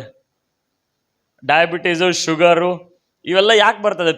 ತಿಂದುನೇ ಬರೋದಿದೆ. ಜಂಕ್ ಫುಡ್ ಎಲ್ಲ ತಿಂದುನೇ ಬರೋದದು. ಅದಕ್ಕೆ ದೇವರ ವಾಕ್ಯ ಹೇಳ್ತದೆ ಅದು ಆಹಾರವಾಗಿದೆ. ನೀನು ಆಹಾರವಾಗಿ ನೀನು ವಾಕ್ಯವನ್ನು ತೆಗೆದುಕೊಳ್ಳುವಾಗ ನೀನು ಆತ್ಮೀಕವಾಗಿ ಆರೋಗ್ಯವಾಗಿರ್ತೀನಿ, ಸ್ಟ್ರೆಂತ್ ಆಗಿರ್ತೀನಿ. ಸೈತಾನನು ತರುವಂತ ಎಲ್ಲಾ ಶೋಧನೆಗಳ ವಿರುದ್ಧವಾಗಿ ನೀನು ನಿಂತ್ಕೊಳ್ತಿ. ಹಲ್ಲೆಲೂಯಾ. ಬಟ್ ಈ ಆಹಾರವನ್ನು ನಾವೇನ್ ಮಾಡ್ತಾ ಇದ್ದೇವೆ? ಸೈಡಿಗಿಟ್ಟು ಈ ಶರೀರಕ್ಕೆ ಬಹಳ ಕೇರ್ ತಗೋತಾ ಇದ್ದೀವಿ. ಅದಕ್ಕೆ ಒಂದು ಸಲ ಅಲ್ಲ, ಮೂರು ಸಲ ತಿನ್ನಿಸ್ತಾ ಇದ್ದೀವಿ. ಅದು ಅಲ್ಲದೆ ಇದು ನನಗೆ ಸ್ವೀಟ್ ತಿನ್ನಿಸ್ಬೇಕಾಯ್ದೆ, ಸ್ವೀಟ್ ತಿನ್ನಮ್ಮ, ನಿನಗೆ ಅದು ತಿನ್ಬೇಕಾಯ್ದು ತಿನ್ನ. ಯಾವತ್ತಾದರೂ ಈ ಬೈಬಲಲ್ಲಿ ದೇವರು ಒಂದು ಬಿರಿಯಾನಿ ಇಟ್ಟನಪ್ಪ, ಇವತ್ತು ಸ್ಪೆಷಲ್ ಆಗಿ ಎಫೆಸದರ ಬರೆದ ಪುಸ್ತಕದಲ್ಲಿ ನಾನು ಬಿರಿಯಾನಿ ನೋಡ್ತೀನಿ. ಇವತ್ತು ಸ್ಪೆಷಲ್ ಆಗಿ ಕೊಲೆಸದರ ಪುಸ್ತಕವನ್ನು ನಾನು ಸ್ಟಡಿ ಮಾಡ್ತೀನಿ. ಇವತ್ತು ಪೇತ್ರನಿಗೆ ಭೇಟಿ ಹಾಕ್ತೀನಿ. ಇವತ್ತು ಅವ ಹೆಂಗೆ ಮೀನು ತಿಂತಾ ಇದ್ದ, ಮೀನು ಹಿಡಿತಾ ಇದ್ದ. ಇವಾಗ ಯೋಹಾನನಿಗೆ ಭೇಟಿ ಹಾಕ್ತೀನಿ. ಅವನಿಗೆ ಹೆಂಗೆ ಯೇಸುವನ್ನು ನೋಡಿದ ಆತನು ಪ್ರಕಟಣೆಯಲ್ಲಿ. ಹಲ್ಲೆಲೂಯಾ. ಆಹಾರ ಆಗಿದೆ. ಅದಕ್ಕೆ ಯೇಸು ಸ್ವಾಮಿ ಹೇಳಿದ್ರು, ಕೆಟ್ಟು ಹೋಗುವ ಆಹಾರಕ್ಕಾಗಿ ದುಡಿಯಬೇಡ್ರಿ, ಕೆಟ್ಟು ಹೋಗುವಂತ ಆಹಾರದ ಮೇಲೆ ಮನಸ್ಸಿಡಬೇಡ್ರಿ, ನಿತ್ಯ ಜೀವಕ್ಕೆ ಕರೆದುಕೊಂಡು ಹೋಗುವಂತ ಆಹಾರಕ್ಕಾಗಿ ಪ್ರಯಾಸ ಪಡ್ರಿ. ಯೇಸು ಸ್ವಾಮಿ ಹೇಳಿದ್ರು, ನನ್ನ ದೇಹವೇ ನಿಜವಾದ ಆಹಾರವಾಗಿದೆ, ನನ್ನ ರಕ್ತವೇ ನಿಜವಾದ ದ್ರಾಕ್ಷರಸ, ಅಂದ್ರೆ ಅದು ಪಾನವಾಗಿದೆ. Hallelujah, hallelujah.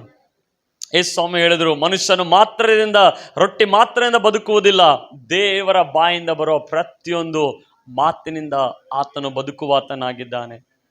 Hallelujah. Every day ಕ್ರೈಸ್ತವ ಜೀವಿತ ಅಂದ್ರೆ ಪ್ರತಿದಿನದ ಜೀವಿತ ಆಗಿದೆ. ವಾರಕ್ಕೊಂದ್ಸಲ ಅಲ್ಲ, ಕ್ರಿಸ್ಮಸ್ಸಿಗೊಂದ್ಸಲ ಅಲ್ಲ, ಗುಡ್ ಫ್ರೈಡೆಗೊಂದ್ಸಲ ಅಲ್ಲ. Christian life is every day life. ಹೇಳ್ರಿ ಎವ್ರಿ ಡೇ ಲೈಫ್. ಹೇಳ್ರಿ ಎವ್ರಿ ಡೇ. ಪ್ರತಿದಿನ ನಾವು ಊಟ ಮಾಡ್ತೀವಲ್ಲ, ಪ್ರತಿದಿನ ಅಟ್ಲೀಸ್ಟ್ ಎಂತ ಬ್ಯುಸಿ ಆಗಿದ್ರು ಒನ್ ಟೈಮರ ಮಾಡೇ ಮಾಡ್ತೀರಲ್ಲ. ಈಗ ನೋಡ್ರಿ, ಎಲ್ಲಾದ್ರೂ ನಾವು ಸತ್ತವ್ರಿಗೆ ಹೋಗ್ಬೇಕಂದ್ರೆ ಬೇರೆ ಕಡೆ ಹೋದಾಗ ಊಟದ್ದೇ ದೊಡ್ಡ ಇದು ಇರ್ತದೆ, ಎಲ್ಲಿ ಹೋಗೋಣ ಊಟಕ್ಕೆ ಅಂದ್ರೆ ಎಷ್ಟು ನಾವು ಕಾನ್ಸಂಟ್ರೇಟ್ ಮಾಡ್ತೀವಿ ಅದ್ರ ಮೇಲೆ. ದೇವರ ವಾಕ್ಯ ಹೇಳ್ತದೆ, ನನ್ನ ವಾಕ್ಯಗಳು ಆಹಾರ ಆಗಿದೆ ಎಂಬುದಾಗಿ. ದೇಹದಿಂದ ಬಂದಿದ್ದು ಅದು ದೇಹವಾಗಿದೆ, ಆತ್ಮನಿಂದ ಬಂದಿದ್ದು ಆತ್ಮವಾಗಿದೆ. ಯೇಸು ಸ್ವಾಮಿ ಹೇಳಿದ್ರು ಯೋಹಾನ 6:63 ಮಾಂಸವು ಯಾವ ಕೆಲಸಕ್ಕೂ ಬಾರುವುದಿಲ್ಲ, ಅಂದ್ರೆ ಫ್ಲೆಶ್ ಅದು ಯಾವ ಉಪಯೋಗಕ್ಕೂ ಬರುವುದಿಲ್ಲ. ನಾನು ಆಡುವ ಮಾತುಗಳೇ ಅದು ಜೀವವಾಗಿದೆ, ನಾನು ಆಡುವ ಮಾತುಗಳೇ ಅದು ಆತ್ಮವಾಗಿದೆ ಎಂಬುದಾಗಿ. ಹಲ್ಲೆಲೂಯಾ. ಸೊ ಒಬ್ಬ ವ್ಯಕ್ತಿ ಅವನು ಚೆನ್ನಾಗಿ ಊಟ ಮಾಡಲಿಲ್ಲ ಅಂದರೆ ಹೇಗೆ ಅವನ ಶರೀರ ವೀಕ್ ಆಗಿರ್ತದೋ ಹಾಗೆ ಆತ್ಮೀಕವಾಗಿ ನಾವು ಆಹಾರವನ್ನು ಊಟ ಮಾಡದೇ ಇದ್ದಾಗ ನಾವು ಆತ್ಮಿಕವಾಗಿ ಬಲಹೀನರಾಗ್ತೇವೆ, ಆತ್ಮೀಕವಾಗಿ ಅನಾರೋಗ್ಯಕ್ಕೆ ಒಳಗಾಗ್ತೇವೆ. ಡೆವಿಲ್ ಏನಾದರೂ ಶೋಧನೆ ತಂದ್ರೆ ಮುಗೀತು, ಟುಸ್ ಪಟಾಕ. ಎಲ್ಲಿದ್ದಾನೆ ದೇವರು, ಏನ್ ಮಾಡ್ತಾ ಇದ್ದಾನೆ ದೇವರು, ಯಾಕೆ ದೇವರು, ಯಾಕೆ ಆಹಾರ ನಾವೇನನ್ನು ಊಟ ಮಾಡ್ತೇವೋ ಅದೇ ನಾವು ಆಗ್ತೇವೆ, ನಾವೇನನ್ನು ನೋಡ್ತಾ ಇದ್ದೇವೆ ಅದೇ ನಾವು ಆಗಕ್ಕೆ ಸ್ಟಾರ್ಟ್ ಮಾಡ್ತೇವೆ. ಅದಕ್ಕೆ ಬೈಬಲಲ್ಲಿ ನೋಡ್ರಿ, ಯೋಬನು ಹೇಳ್ತಾನೆ, ಯೋಬನು 23:12 ವಚನದಲ್ಲಿ ಹೇಳ್ತದೆ, ಯೋಬ 23:12 ವಚನ.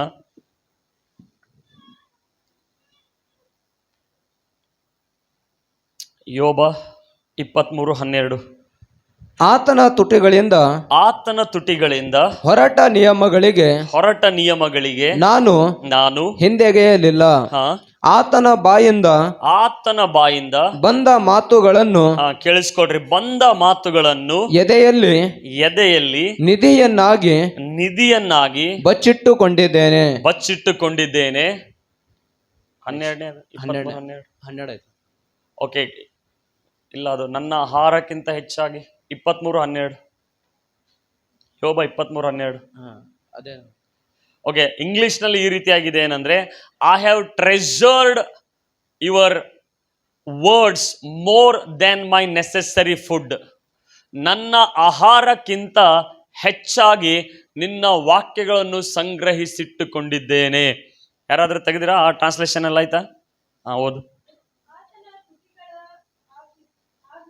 ಆತನ ತುಟಿಗಳ ಆಜ್ಞೆಗೆ ನಾನು ಹಿಂಜರಿಯಲಿಲ್ಲ,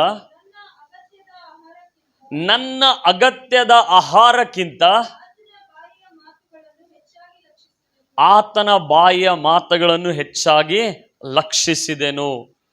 ಇಂಗ್ಲಿಷ್ನಲ್ಲಿ ಹೇಳ್ತದೆ, I have treasured his words more than my necessary food. ನನ್ನ ಆಹಾರಕ್ಕಿಂತ ನಿನ್ನ ನುಡಿಗಳು ನಾನು ಹೆಚ್ಚಾಗಿ ಸಂಗ್ರಹ ಮಾಡಿಟ್ಟುಕೊಂಡಿದ್ದೇನೆ. ಯಾರು ಹೇಳ್ತಾ ಇದ್ದಾರೆ? ಯೋಬನು ಹೇಳ್ತಾ ಇದ್ದಾನೆ. ಅದಕ್ಕೆ ಯೋಬನು ತನ್ನ ಪ್ರಾಬ್ಲಮ್ ಅಲ್ಲಿ ನಿಲ್ಲಕ್ಕೆ ಹೇಗೆ ಸಾಧ್ಯ ಆಯಿತು? ಯೋಬ ಒಂದೇ ದಿವಸದಲ್ಲಿ ಎಲ್ಲ ಕಳ್ಕೊಂಡ್ಬಿಟ್ಟ. ಗೊತ್ತಾ ಯೋಬನ ಕತೆ? ಯೋಬನ ಸ್ಟೋರಿ ಗೊತ್ತಾ? ಒನ್ ಡೇಯಲ್ಲಿ ತನ್ನ ಫ್ಯಾಮಿಲಿ ಕಳ್ಕೊಂಡ, ಮಕ್ಕಳನ್ನು ಕಳ್ಕೊಂಡ, ಒನ್ ಡೇಯಲ್ಲಿ ಬಿಸ್ನೆಸ್ ಅನ್ನು ಕಳ್ಕೊಂಡ, ಒನ್ ಡೇಯಲ್ಲಿ ತನ್ನ ಆಳುಗಳನ್ನು ಕಳ್ಕೊಂಡ, ಒನ್ ಡೇಯಲ್ಲಿ ಮಿಲಿಯನರ್ ಇದ್ದವನು ಒಂದೇ ಸಲ ಭಿಕ್ಷುಕ ಲೆವೆಲಿಗೆ ಬಂದ. ಒನ್ ಡೇಯಲ್ಲಿ, ನಾಟ್ ಹಂತ ಹಂತವಾಗಿ ಅಲ್ಲ. ಹಂತ ಹಂತವಾಗಿ ಅಂದರೆ ನಮಗೇನೋ ಅರ್ಥ ಆಗ್ಬೋದಪ್ಪ. ಒಂದೇ ದಿವಸದಲ್ಲಿ ಇಮ್ಯಾಜಿನ್ ಮಾಡ್ರಿ, ಬಂದು ನೀವು ಚರ್ಚಿಂದ ಮುಗಿದು ಹೋದ ತಕ್ಷಣ ನೀವು ಮನೆ ಕಾಣಂಗಿಲ್ಲ. ಅಲ್ಲಿ ಹೇಗಿರ್ತದೆ ನಿಮ್ಮ ರಿಯಾಕ್ಷನ್? ನಮ್ಮ ರಿಯಾಕ್ಷನ್ ಹೇಗಿರ್ತದೆ? ಹಲ್ಲೆಲೂಯಾ. ಆಕಾಶನೇ ಮೇಲೆ ಬಿದ್ದವರಾಗೆ ಕೂತು ಬಿಡ್ತೀವಿ.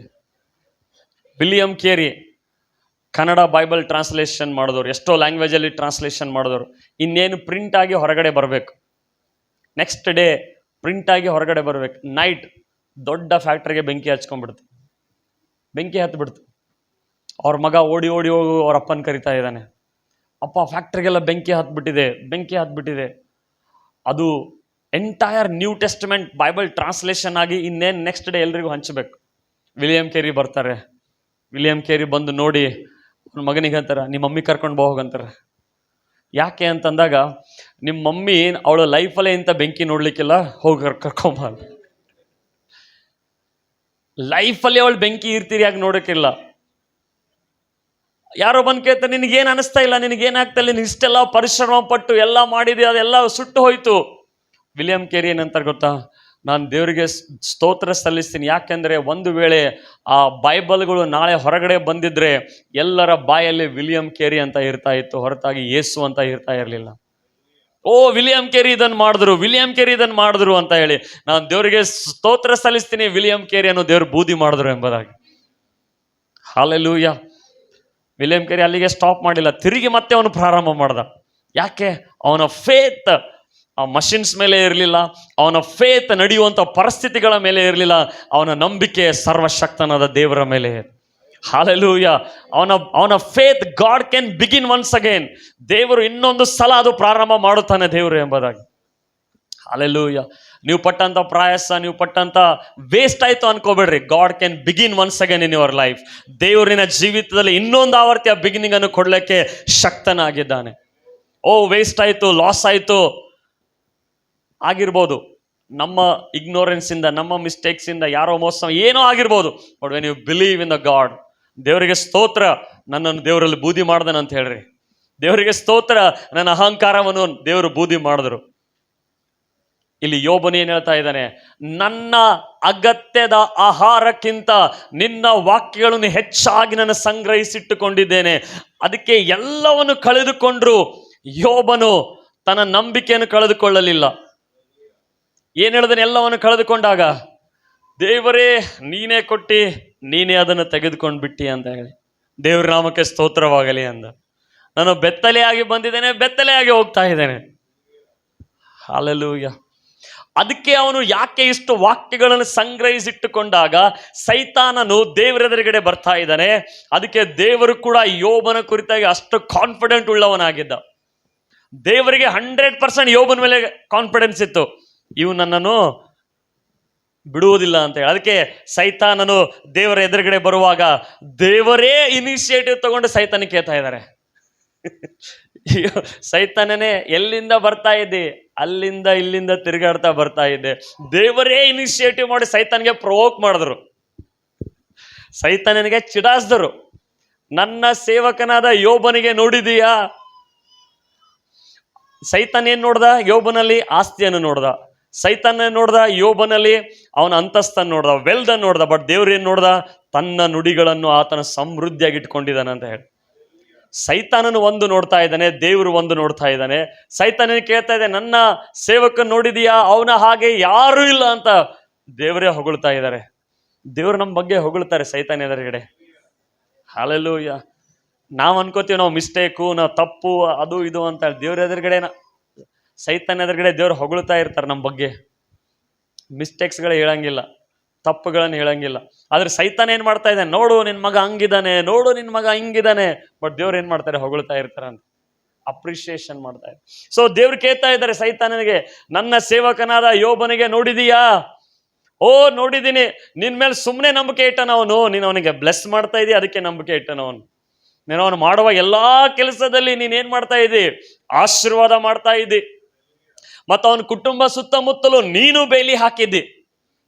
ನೋಡ್ರಿ, ಸೈತಾನು ಯೋಬನಿಗೆ ಟ್ರೈ ಮಾಡಿದ್ದ ಅವನು ಹೋಗ್ಬೇಕಂತ ಹೇಳಿ. ಬಟ್ ಸೈತಾನಿಗೆ ಆಗಿಲ್ಲ. ಯಾಕೆ? ದೇವರ ಬೇಲಿ ಅವನ ಸುತ್ತಮುತ್ತ ಇತ್ತು. ಹಲ್ಲೆಲೂಯ. ಅವನ ವೆಲ್ತ್, ಅವನ ಆಸ್ತಿ, ಅವನ ಮಕ್ಕಳ ಸುತ್ತಮುತ್ತಲು ದೇವರ ಬೇಲಿ ಇರುವುದರಿಂದ ಸೈತಾನ್ ಎಷ್ಟೇ ಟ್ರೈ ಮಾಡಿದ್ರು ಕೂಡ ಹೋಗಕ್ಕಾಗ್ಲಿಲ್ಲ, ಸೋತೋದ. ಅದಕ್ಕೆ ದೇವರು ಬಂದು ಕೇಳ್ದ, ಹೌದಾ ಬಾ, ನೀನು ಅನ್ಕೋತಾ ಇದ್ದೀ ನಾನು ಅವನಿಗೆ ಬ್ಲೆಸ್ ಮಾಡ್ತಾ ಇರುವುದರಿಂದ ನನ್ನ ಮೇಲೆ ಆತ್ಕೊಂಡಿದ್ದಾನೆ ಎಂಬುದಾಗಿ. ಆದರೆ ಯೋಬನು ಎಲ್ಲವನ್ನು ಕಳೆದುಕೊಂಡಾಗ ಸೈತಾನ್ ಖುಷಾದ. ಓ ಎಲ್ಲ ತಗೊಂಡ್ಬಿಟ್ಟೆನಾ, ಅವನ ಮಕ್ಕಳನ್ನು ತಗೊಂಡ್ಬಿಟ್ಟೆ, ಅವನ ಆಸ್ತಿಯನ್ನು ತೆಗೆದುಕೊಂಡ್ಬಿಟ್ಟೆ, ಎಲ್ಲವನ್ನು ತೆಗೆದುಕೊಂಡ್ಬಿಟ್ಟೆ ಅಂದ. ಆದರೆ ಅವನಲ್ಲಿರುವ ಆ ವಾಕ್ಯಗಳು, ನಂಬಿಕೆ ತೆಗೆದುಕೊಳ್ಳಕ್ಕೆ ಆಗ್ಲಿಲ್ಲ ಆತನಿಗೆ. ಹಲ್ಲೆಲೂಯ. ಯಾಕೆಂದ್ರೆ ಅವನು ಅಷ್ಟೊಂದು ಸಮೃದ್ಧಿಯಾಗಿ ಇಟ್ಟುಕೊಂಡಿದ್ದ. ಅದಕ್ಕೆ ಆತನು ಹೇಳ್ತಾ ಇದ್ದಾನೆ, ನನ್ನ ಆಹಾರಕ್ಕಿಂತ, ಅಗತ್ಯ ಆಹಾರಕ್ಕಿಂತ ನಿನ್ನ ವಾಕ್ಯಗಳನ್ನು ಹೆಚ್ಚಾಗಿ ನಾನು ಸಂಗ್ರಹಿಸಿಟ್ಟುಕೊಂಡಿದ್ದೇನೆ. ಈ ವರ್ಷ ಆ ವಾಕ್ಯಗಳು ನನ್ನಲ್ಲಿ, ನಿನ್ನಲ್ಲಿ ಸಮೃದ್ಧಿಯಾಗಿ ಹೆಚ್ಚಲಿ, ಸಮೃದ್ಧಿಯಾಗಿ ಹೆಚ್ಚಲಿ. ಓ ಒಂದು ಅಧ್ಯಾಯ ಕೆಲವರು ಒಂದು ಅಧ್ಯಾಯನೂ ಓದ್ತಾ ಇಲ್ಲ. ಒಂದು ಅಧ್ಯಾಯ ಓದೋರು 5 ಅಧ್ಯಾಯ ಓದ್ರಿ, 5 ಅಧ್ಯಾಯ 10 ಅಧ್ಯಾಯ ಓದ್ರಿ, 10 ಅಧ್ಯಾಯ 20 ಇನ್ಕ್ರೀಸ್ ಆಗಲಿ. ಅದು ದೇವರ ವಾಕ್ಯ ಎಷ್ಟು ಇನ್ಕ್ರೀಸ್ ಆಗುವಂಥದ್ದಾಗಿದೆ. ಕಷ್ಟದ ದಿನಗಳಲ್ಲಿ, ಇಕ್ಕಟ್ಟಿನ ದಿನಗಳಲ್ಲಿ ಆ ವಾಕ್ಯ ನಿನ್ನನ್ನು ಎತ್ತಿ ಹಿಡಿಯುವಂಥದ್ದಾಗಿದೆ. ನೀನು ವಾಕ್ಯವನ್ನು ಎತ್ತಿ ನಿನ್ನಲ್ಲಿ ಇಟ್ಟುಕೊಳ್ಳುವುದಾದರೆ ಆ ವಾಕ್ಯ ನಿನ್ನನ್ನು ಎತ್ತಿ ಹಿಡಿಯುವಂಥದ್ದಾಗಿದೆ. ಅದಕ್ಕೆ DL ಮೋಡಿ ಎಂಬ ಒಂದು ದೊಡ್ಡ ಸೇವಕರಿಗೆ ಅವ್ರ ಅಮ್ಮ ಅವರಿಗೆ ಬೈಬಲ್ ಗಿಫ್ಟ್ ಆಗಿ ಕೊಟ್ಟಾಗ ಆ ಫಸ್ಟ್ ಪೇಜಲ್ಲಿ ಅವ್ರ ಮದರ್ ಬರೆದು ಕೊಡ್ತಾರೆ DL ಮೋಡಿಗೆ ಏನಂದ್ರೆ, my son, if you carry this Bible today, in the future it will carry you. ನನ್ನ ಮಗನೇ, ಈ ಬೈಬಲ್ ಅನ್ನು ನೀನು ಹೊತ್ತುಕೊಂಡು ಹೋದರೆ ಇವತ್ತು ಮುಂದೆ ಈ ಸತ್ಯವೇದ ನಿನ್ನನ್ನು ಹೊತ್ತುಕೊಂಡು ಹೋಗುವಂಥದ್ದಾಗಿದೆ. ಹಲ್ಲೆಲೂಯ. ಇವತ್ತು ನಾನು ನೀನು ಡಿಸೈಡ್ ಮಾಡುವುದಾದರೆ, ದೇವರೇ ನಿನ್ನ ವಾಕ್ಯ ನನ್ನ ಅಗತ್ಯ ಆಹಾರಕ್ಕಿಂತ ಹೆಚ್ಚಾದ ವಾಕ್ಯಗಳನ್ನು ನಾನು ಸಂಗ್ರಹಿಸಿಟ್ಟುಕೊಳ್ಳುತ್ತೇನೆ ಅಂತ ನಾವು ಸಂಗ್ರಹಿಸಿಟ್ಟುಕೊಳ್ಳುವಾಗ, ಟ್ರೆಷರ್ ಮಾಡುವಾಗ, ಒಂದು ದಿವಸ ಸೈತಾನ್ ಏನೇ ತೆಗೆದುಕೊಂಡು ಬಂದರೂ ಕೂಡ ಆ ವಾಕ್ಯ ನಮ್ಮನ್ನು ನಿಲ್ಲುವಂತೆ ಮಾಡುವಂಥದ್ದಾಗಿದೆ. Hallelujah, hallelujah. ಯೋಬನು ಹೇಳ್ತಾ ಇದ್ದಾನೆ, ನನ್ನ ಅಗತ್ಯತೆ ಆಹಾರಕ್ಕಿಂತ ನಿನ್ನ ವಾಕ್ಯಗಳನ್ನು ಹೆಚ್ಚಾಗಿ ನಾನು ಸಂಗ್ರಹಿಸಿಟ್ಟುಕೊಂಡಿದ್ದೇನೆ. ಹಾಲೆಲೂಯ. ಇವತ್ತು ನಮಗೆ ಸ್ವಲ್ಪ ಪರಿಸ್ಥಿತಿ ಕೆಟ್ಟರೆ ಯಾಕೆ ಬಿದ್ದು ಹೋಗ್ತಾ ಇದೆ ಗೊತ್ತಾ? ವಾಕ್ಯ ಇಲ್ಲ, ವಾಕ್ಯದ ಅರಿವು ಇಲ್ಲ, ವಾಕ್ಯದ ಸತ್ಯದ ಜ್ಞಾನ ಇಲ್ಲ. ಅದಕ್ಕಾಗಿ ಪ್ರಾಬ್ಲಮ್ಸ್ ಬಂದಾಗ ಪ್ರಾಬ್ಲಮ್ಸನ್ನು ದೊಡ್ಡದಾಗಿ ಹೇಳ್ತೇವೆ. ನೋಡಿ, ಸೈತಾನನು ಎಲ್ಲರನ್ನ ನಾಶ ಮಾಡಿದವನು, ಹೆಂಡತಿಯನ್ನು ಬಿಟ್ಟ. ಹೆಂಡತಿ ಏನಂದಳು? ದೇವರನ್ನು ಶಪಿಸಿ ಸತ್ತೋಗಿ ನೀನು ಅಂತ ಅಂದ್ರು. ಸತ್ತೋಗಿ ನೀನು, ಸುಸೈಡ್ ಮಾಡ್ಕೊ ನೀನು. ಆದರೆ ಯೋಬನು ಏನೋ ಮೂರ್ಖಳು ನೀನು, ನಿನಗೆ ಗೊತ್ತಿಲ್ಲ ನಿನಗೇನಂತ ಇದೆಯಾ ಅಂತ ಹೇಳಿ. ಹಲ್ಲೆಲೂಯಾ. ಬರೀ ಆಸ್ತಿಯನ್ನು ಕಳ್ಕೊಂಡಿದ್ರೆ ಓಕೆ, ಅವನ ಶರೀರದಲ್ಲಿ ಕೂಡ ಅವನಿಗೆ ಇದು ಇರಲಿಲ್ಲ. ಎಮೋಷ್ನಲ್ ಆಗಿದ್ದ. ಎಷ್ಟು ಎಮೋಷ್ನಲ್ ಆಗಿದ್ದ ಯೋಬನು, ಇಮ್ಯಾಜಿನ್ ಮಾಡ್ರಿ. ಎಲ್ಲ ಕಳ್ಕೊಂಡಿದ್ದಾನೆ, ಅಂಥದ್ರಲ್ಲಿ ಹೆಂಡತಿ ಬಂದು ಈ ಮಾತು ಹೇಳ್ತಾ ಇದ್ದಾಳೆ. ಇನ್ನೂ ಎಷ್ಟು ಎಲ್ಲ ಹೋಯ್ತು. ನನ್ನ ಹೆಂಡತಿ ಕೂಡ ಹಂಗೆ, ಎಷ್ಟು ಅಳ್ಬೋದು ಅವನು, ಎಮೋಷ್ನಲ್ ಆದವನು. ಆಗಲಿಲ್ಲ ಅವನೇನ, ನನ್ನ ಆಹಾರಕ್ಕಿಂತ ದೇವರ ನುಡಿಗಳನ್ನು ನಾನು ಹೆಚ್ಚಾಗಿ ಸಂಗ್ರಹಿಸಿಟ್ಟುಕೊಂಡಿದ್ದೇನೆ. ಆ ವಾಕ್ಯವೇ ಅವನಿಗೆ ಆ ನಂಬಿಕೆಯಲ್ಲಿ ನಿಂತಾಗ ಏನೆಲ್ಲ ಯೋಬನು ಕಳೆದುಕೊಂಡಿದನೋ ಅದು 2ರಷ್ಟು ದೇವರು ತಿರುಗಿ ಕೊಟ್ಟನು ಅಂತ ಹೇಳಿ. ರೆಸ್ಟೋರೇಷನ್, ದೇವರ ವಾಕ್ಯ ನಿಮಗೆ ಪುನರುಸ್ಥಾಪನೆ ಮಾಡುವಂಥದ್ದಾಗಿದೆ. ಇವತ್ತು ಯೇಸು ನಾಮದಲ್ಲಿ ನಿಮಗೆ ಹೇಳಕ್ಕೆ ಬಯಸ್ತೇನೆ, ನೀವೇನೆಲ್ಲ ಕಳೆದುಕೊಂಡಿದ್ದೀರಿ, ದೇವರ ವಾಕ್ಯ ನಿಮ್ಮಲ್ಲಿ ಬರುವಾಗ, ದೇವರ ವಾಕ್ಯವನ್ನು ಸಂಗ್ರಹಿಸಿಟ್ಟುಕೊಳ್ಳುವಾಗ ಆ ವಾಕ್ಯ ನಿಮಗೆ ಪ್ರೊಡ್ಯೂಸ್ ಮಾಡುವಂಥದ್ದಾಗಿದೆ, ಮಲ್ಟಿಪ್ಲೈ ಮಾಡುವಂಥದ್ದಾಗಿದೆ. ಆಮೇಲೆ ಹೇಳ್ರಿ, ಹಾಲೆಲೂಯ, ಹಾಲೆಲೂಯ. ಬಿಲೀವ್ ಮಾಡ್ರಿ, God's word will restore my life. ನನ್ನ ಜೀವನ ದೇವರ ವಾಕ್ಯ ನನ್ನನ್ನು ಪುನರುಸ್ಥಾಪನೆ ಮಾಡುವಂಥದ್ದಾಗಿದೆ. ಯಾಕೆ? ದೇವರ ವಾಕ್ಯ ಅದು ಆಹಾರವಾಗಿರುವಂಥದ್ದಾಗಿದೆ. ಹಾಲೆಲೂಯ. 5ನೇದಾಗಿ, ಕೊನೆಯದಾಗಿ ನಾವು ನೋಡ್ತೇವೆ, ದೇವರ ವಾಕ್ಯ ಅದು ಸೋರ್ಡ್ ಆಫ್ ದ ಸ್ಪಿರಿಟ್. ಎಫೆಸ 6ನೇ ಅಧ್ಯಾಯ 17ನೇ ವಚನ. ಎಫೆಸರು ಬರೆದ ಪತ್ರಿಕೆ 6ನೇ ಅಧ್ಯಾಯ 17ನೇ ವಚನ.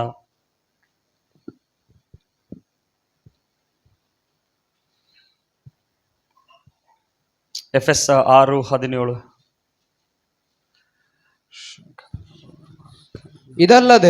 ಇದಲ್ಲದೆ ರಕ್ಷಣೆ ಎಂಬ ಶಿರಸ್ತ್ರಾಣವನ್ನು ಇಟ್ಟುಕೊಂಡು 17 ಪವಿತ್ರಾತ್ಮನು ಕೊಡುವ ದೇವರ ವಾಕ್ಯವೆಂಬ ಕತ್ತಿಯನ್ನು ಹಿಡಿಯಿರಿ. ದೇವರ ವಾಕ್ಯವೆಂಬ ಕತ್ತಿಯನ್ನು ಹಿಡಿಯಿರಿ. ಯಾರು ಕೊಡ್ತಾರೆ ಅದು ವಾಕ್ಯ? ಪವಿತ್ರಾತ್ಮನು ಕೊಡುವ ದೇವರ ವಾಕ್ಯ ಏನಾಗಿದೆ? ಕತ್ತಿ ಅಂದ್ರೆ ತಲ್ವಾರ್. ತಲ್ವಾರನ್ನ ನೋಡಿದಿರಲ್ಲ, ಅದು ಆ ರೀತಿಯಾಗಿದೆ. ಅದು ತಲ್ವಾರ್ ಮನುಷ್ಯರನ್ನು ನಾಶ ಮಾಡೋಕ್ಕಾಗಿ ಅಲ್ಲ, ಮನುಷ್ಯರನ್ನು ಸಾಯಿಸುವುದಕ್ಕೆ ಆಗಿ ಅಲ್ಲ. ಆದರೆ ನಮ್ಮ ವಿರೋಧ ಆಗಿರುವ ಒಬ್ಬ ವೈರಿ ಇದ್ದಾನೆ, ಅವನು ಸೈತಾನ್. ಏನು ಮಾಡ್ತಾನಂದ್ರೆ, ನಮ್ಮ ಮನಸ್ಸೆಂಬ ಯುದ್ಧ ಭೂಮಿಯಲ್ಲಿ ಡೌಟ್ಗಳನ್ನು ಹಾಕ್ತಾ ಇರ್ತಾನೆ. ದೇವರ ಪ್ರೀತಿ ಕುರಿತಾಗಿ ಡೌಟ್, ದೇವರ ನ್ಯಾಯ ತೀರ್ಪಿನ ಕುರಿತಾಗಿ ಡೌಟ್, ದೇವರ ಮೇಲಿನ ಡೌಟ್ ಹಾಕ್ತಾ ಇರ್ತಾನೆ. ಡೌಟನ್ನು ಆತನ ನಮ್ಮ ಕಂಟಿನ್ಯೂಸ್ ಆಗಿ ಆ ಡೌಟ್ಗಳನ್ನು ನಮ್ಮ ಮೈಂಡಲ್ಲಿ ತರ್ತಾ ಇರ್ತಾನೆ. ಅದಕ್ಕೆ ಕ್ರೈಸ್ತವ ಜೀವಿತ ಇಸ್ ಎ ಕಾನ್ಸ್ಟೆಂಟ್ ಬ್ಯಾಟಲ್. ಅದು ಎವ್ರಿ ಡೇ ಬ್ಯಾಟಲ್ ಆಗಿದೆ ಕ್ರೈಸ್ತ ಜೀವಿತ. ಹಲ್ಲೆಲೂಯಾ. ಯಾಕೆ ಯೇಸುವನ್ನು ನಂಬಿದಾಗ ಫ್ಯಾಮಿಲಿಯಲ್ಲಿ ಸಮಾಧಾನ ಬರ್ತದೆ ಗೊತ್ತಾ? ಫ್ಯಾಮಿಲಿಯಲ್ಲಿ ಜಗಳ ನಿಂತೋಗ್ತದೆ ಗೊತ್ತಾ? ಯಾಕಂದ್ರೆ ಅವ್ರ ಜಗಳವನ್ನು ಶಿಫ್ಟ್ ಮಾಡಿದ್ದಾರೆ. ಅರ್ಥ ಆಗಿಲ್ಲೇನು? ಜಗಳ ಮನುಷ್ಯರ ಜೊತೆ ಆಡೋದು ಬಿಟ್ಟು ಇವಾಗ ಯಾರ ಜೊತೆ ಆಡಕ್ಕೆ ಸ್ಟಾರ್ಟ್ ಮಾಡಿದ್ದಾರೆ? ಸೈತಾನ್ ಜೊತೆ ಆಡಕ್ಕೆ ಸ್ಟಾರ್ಟ್ ಮಾಡಿಬಿಟ್ಟಿದ್ದಾರೆ. ಯಾಕೆಂದ್ರೆ ಮುಂಚೆ ಸೈತಾನ್ ಇರಲಿಲ್ಲ, ಯಾಕಂದ್ರೆ ಸೈತಾನೇ ನಮ್ಮ ಒಳಗಡೆ ಇದ್ದ. ಹಂಗಾಗಿ ಮನುಷ್ಯರೊಟ್ಟಿಗೆ ಏನು ಮಾಡ್ತಾ ಇದ್ದಿದ್ವಿ? ಜಗಳ ಆಡ್ತಾ ಇದ್ದೀವಿ. ಈಗ ಸೈತಾನಿಂದ ಹೊರಗಡೆ ಬಂದಿವಿ. ಈಗ ನಮ್ಮ ವೈರಿ ಯಾರಾಗಿದ್ದಾರೆ? ಸೈತಾನ್ ಆಗಿದೆ. ಅದಕ್ಕೆ ನಮ್ಮ ಜಗಳ ಏನಾಗ್ಬಿಡ್ತಿವಾಗ? ಶಿಫ್ಟ್ ಆಗ್ಬಿಡ್ತಿವಾಗ. ಜಗಳ ಯಾರ ಜೊತೆ ನಡೀತಾ ಇದೆ? ಸೈತಾನ್ ಏನ್ ತೊಗೊಂಡ್ಬರ್ತಾನೆ? ಡಿಸ್ಕರೇಜ್ಮೆಂಟ್ ತೊಗೊಂಡ್ಬರ್ತಾನೆ, ಅನ್ಬಿಲೀಫ್ ತೊಗೊಂಡ್ಬರ್ತಾನೆ, ಆತನ ಡೌಟ್ ಅನ್ನು ತೆಗೆದುಕೊಂಡು ಬರ್ತಾನೆ. ಅದು ಬಂದಾಗ ನಾವೇನು ಹಿಡಿಬೇಕಂತೆ? ದೇವರ ವಾಕ್ಯ ಎಂಬ ಕತ್ತಿಯನ್ನು ಹಿಡಿಯಬೇಕಂತೆ. ಸೈತಾನ್ ತೆಗೆದುಕೊಂಡು ಬರ್ತಾನೆ, ನೀನು ಸೋತು ಹೋಗಿದ್ದೀ ಅಂತ ಹೇಳಿ. ನೋಡು, ನೀನು ಸೋಲಿನಲ್ಲಿ ಇದ್ದಿ, ಆದರೆ ನೀನು ದೇವರ ವಾಕ್ಯ ಎಂಬ ಕತ್ತಿಯನ್ನು ಹಿಡಿದು ಏನು ಹೇಳಬೇಕಾಗಿದೆ? ನಾನು ಜಯಶಾಲಿಗಿಂತ ಹೆಚ್ಚಿನವನಾಗಿದ್ದೇನೆ ಎಂಬುದಾಗಿ. ಹಾಲೆಲೂಯಾ. ಸೈತಾನ್ ಬಂದು ಡೌಟ್ ಆಗ್ತಾನೆ, ನಿನಗೆ ಪ್ರೀತಿ ಮಾಡಂಗಿಲ್ಲ, ನೀನು ಮಿಸ್ಟೇಕ್ ಆಗಿ ಹುಟ್ಟಿದ್ದಿ ಎಂಬುದಾಗಿ.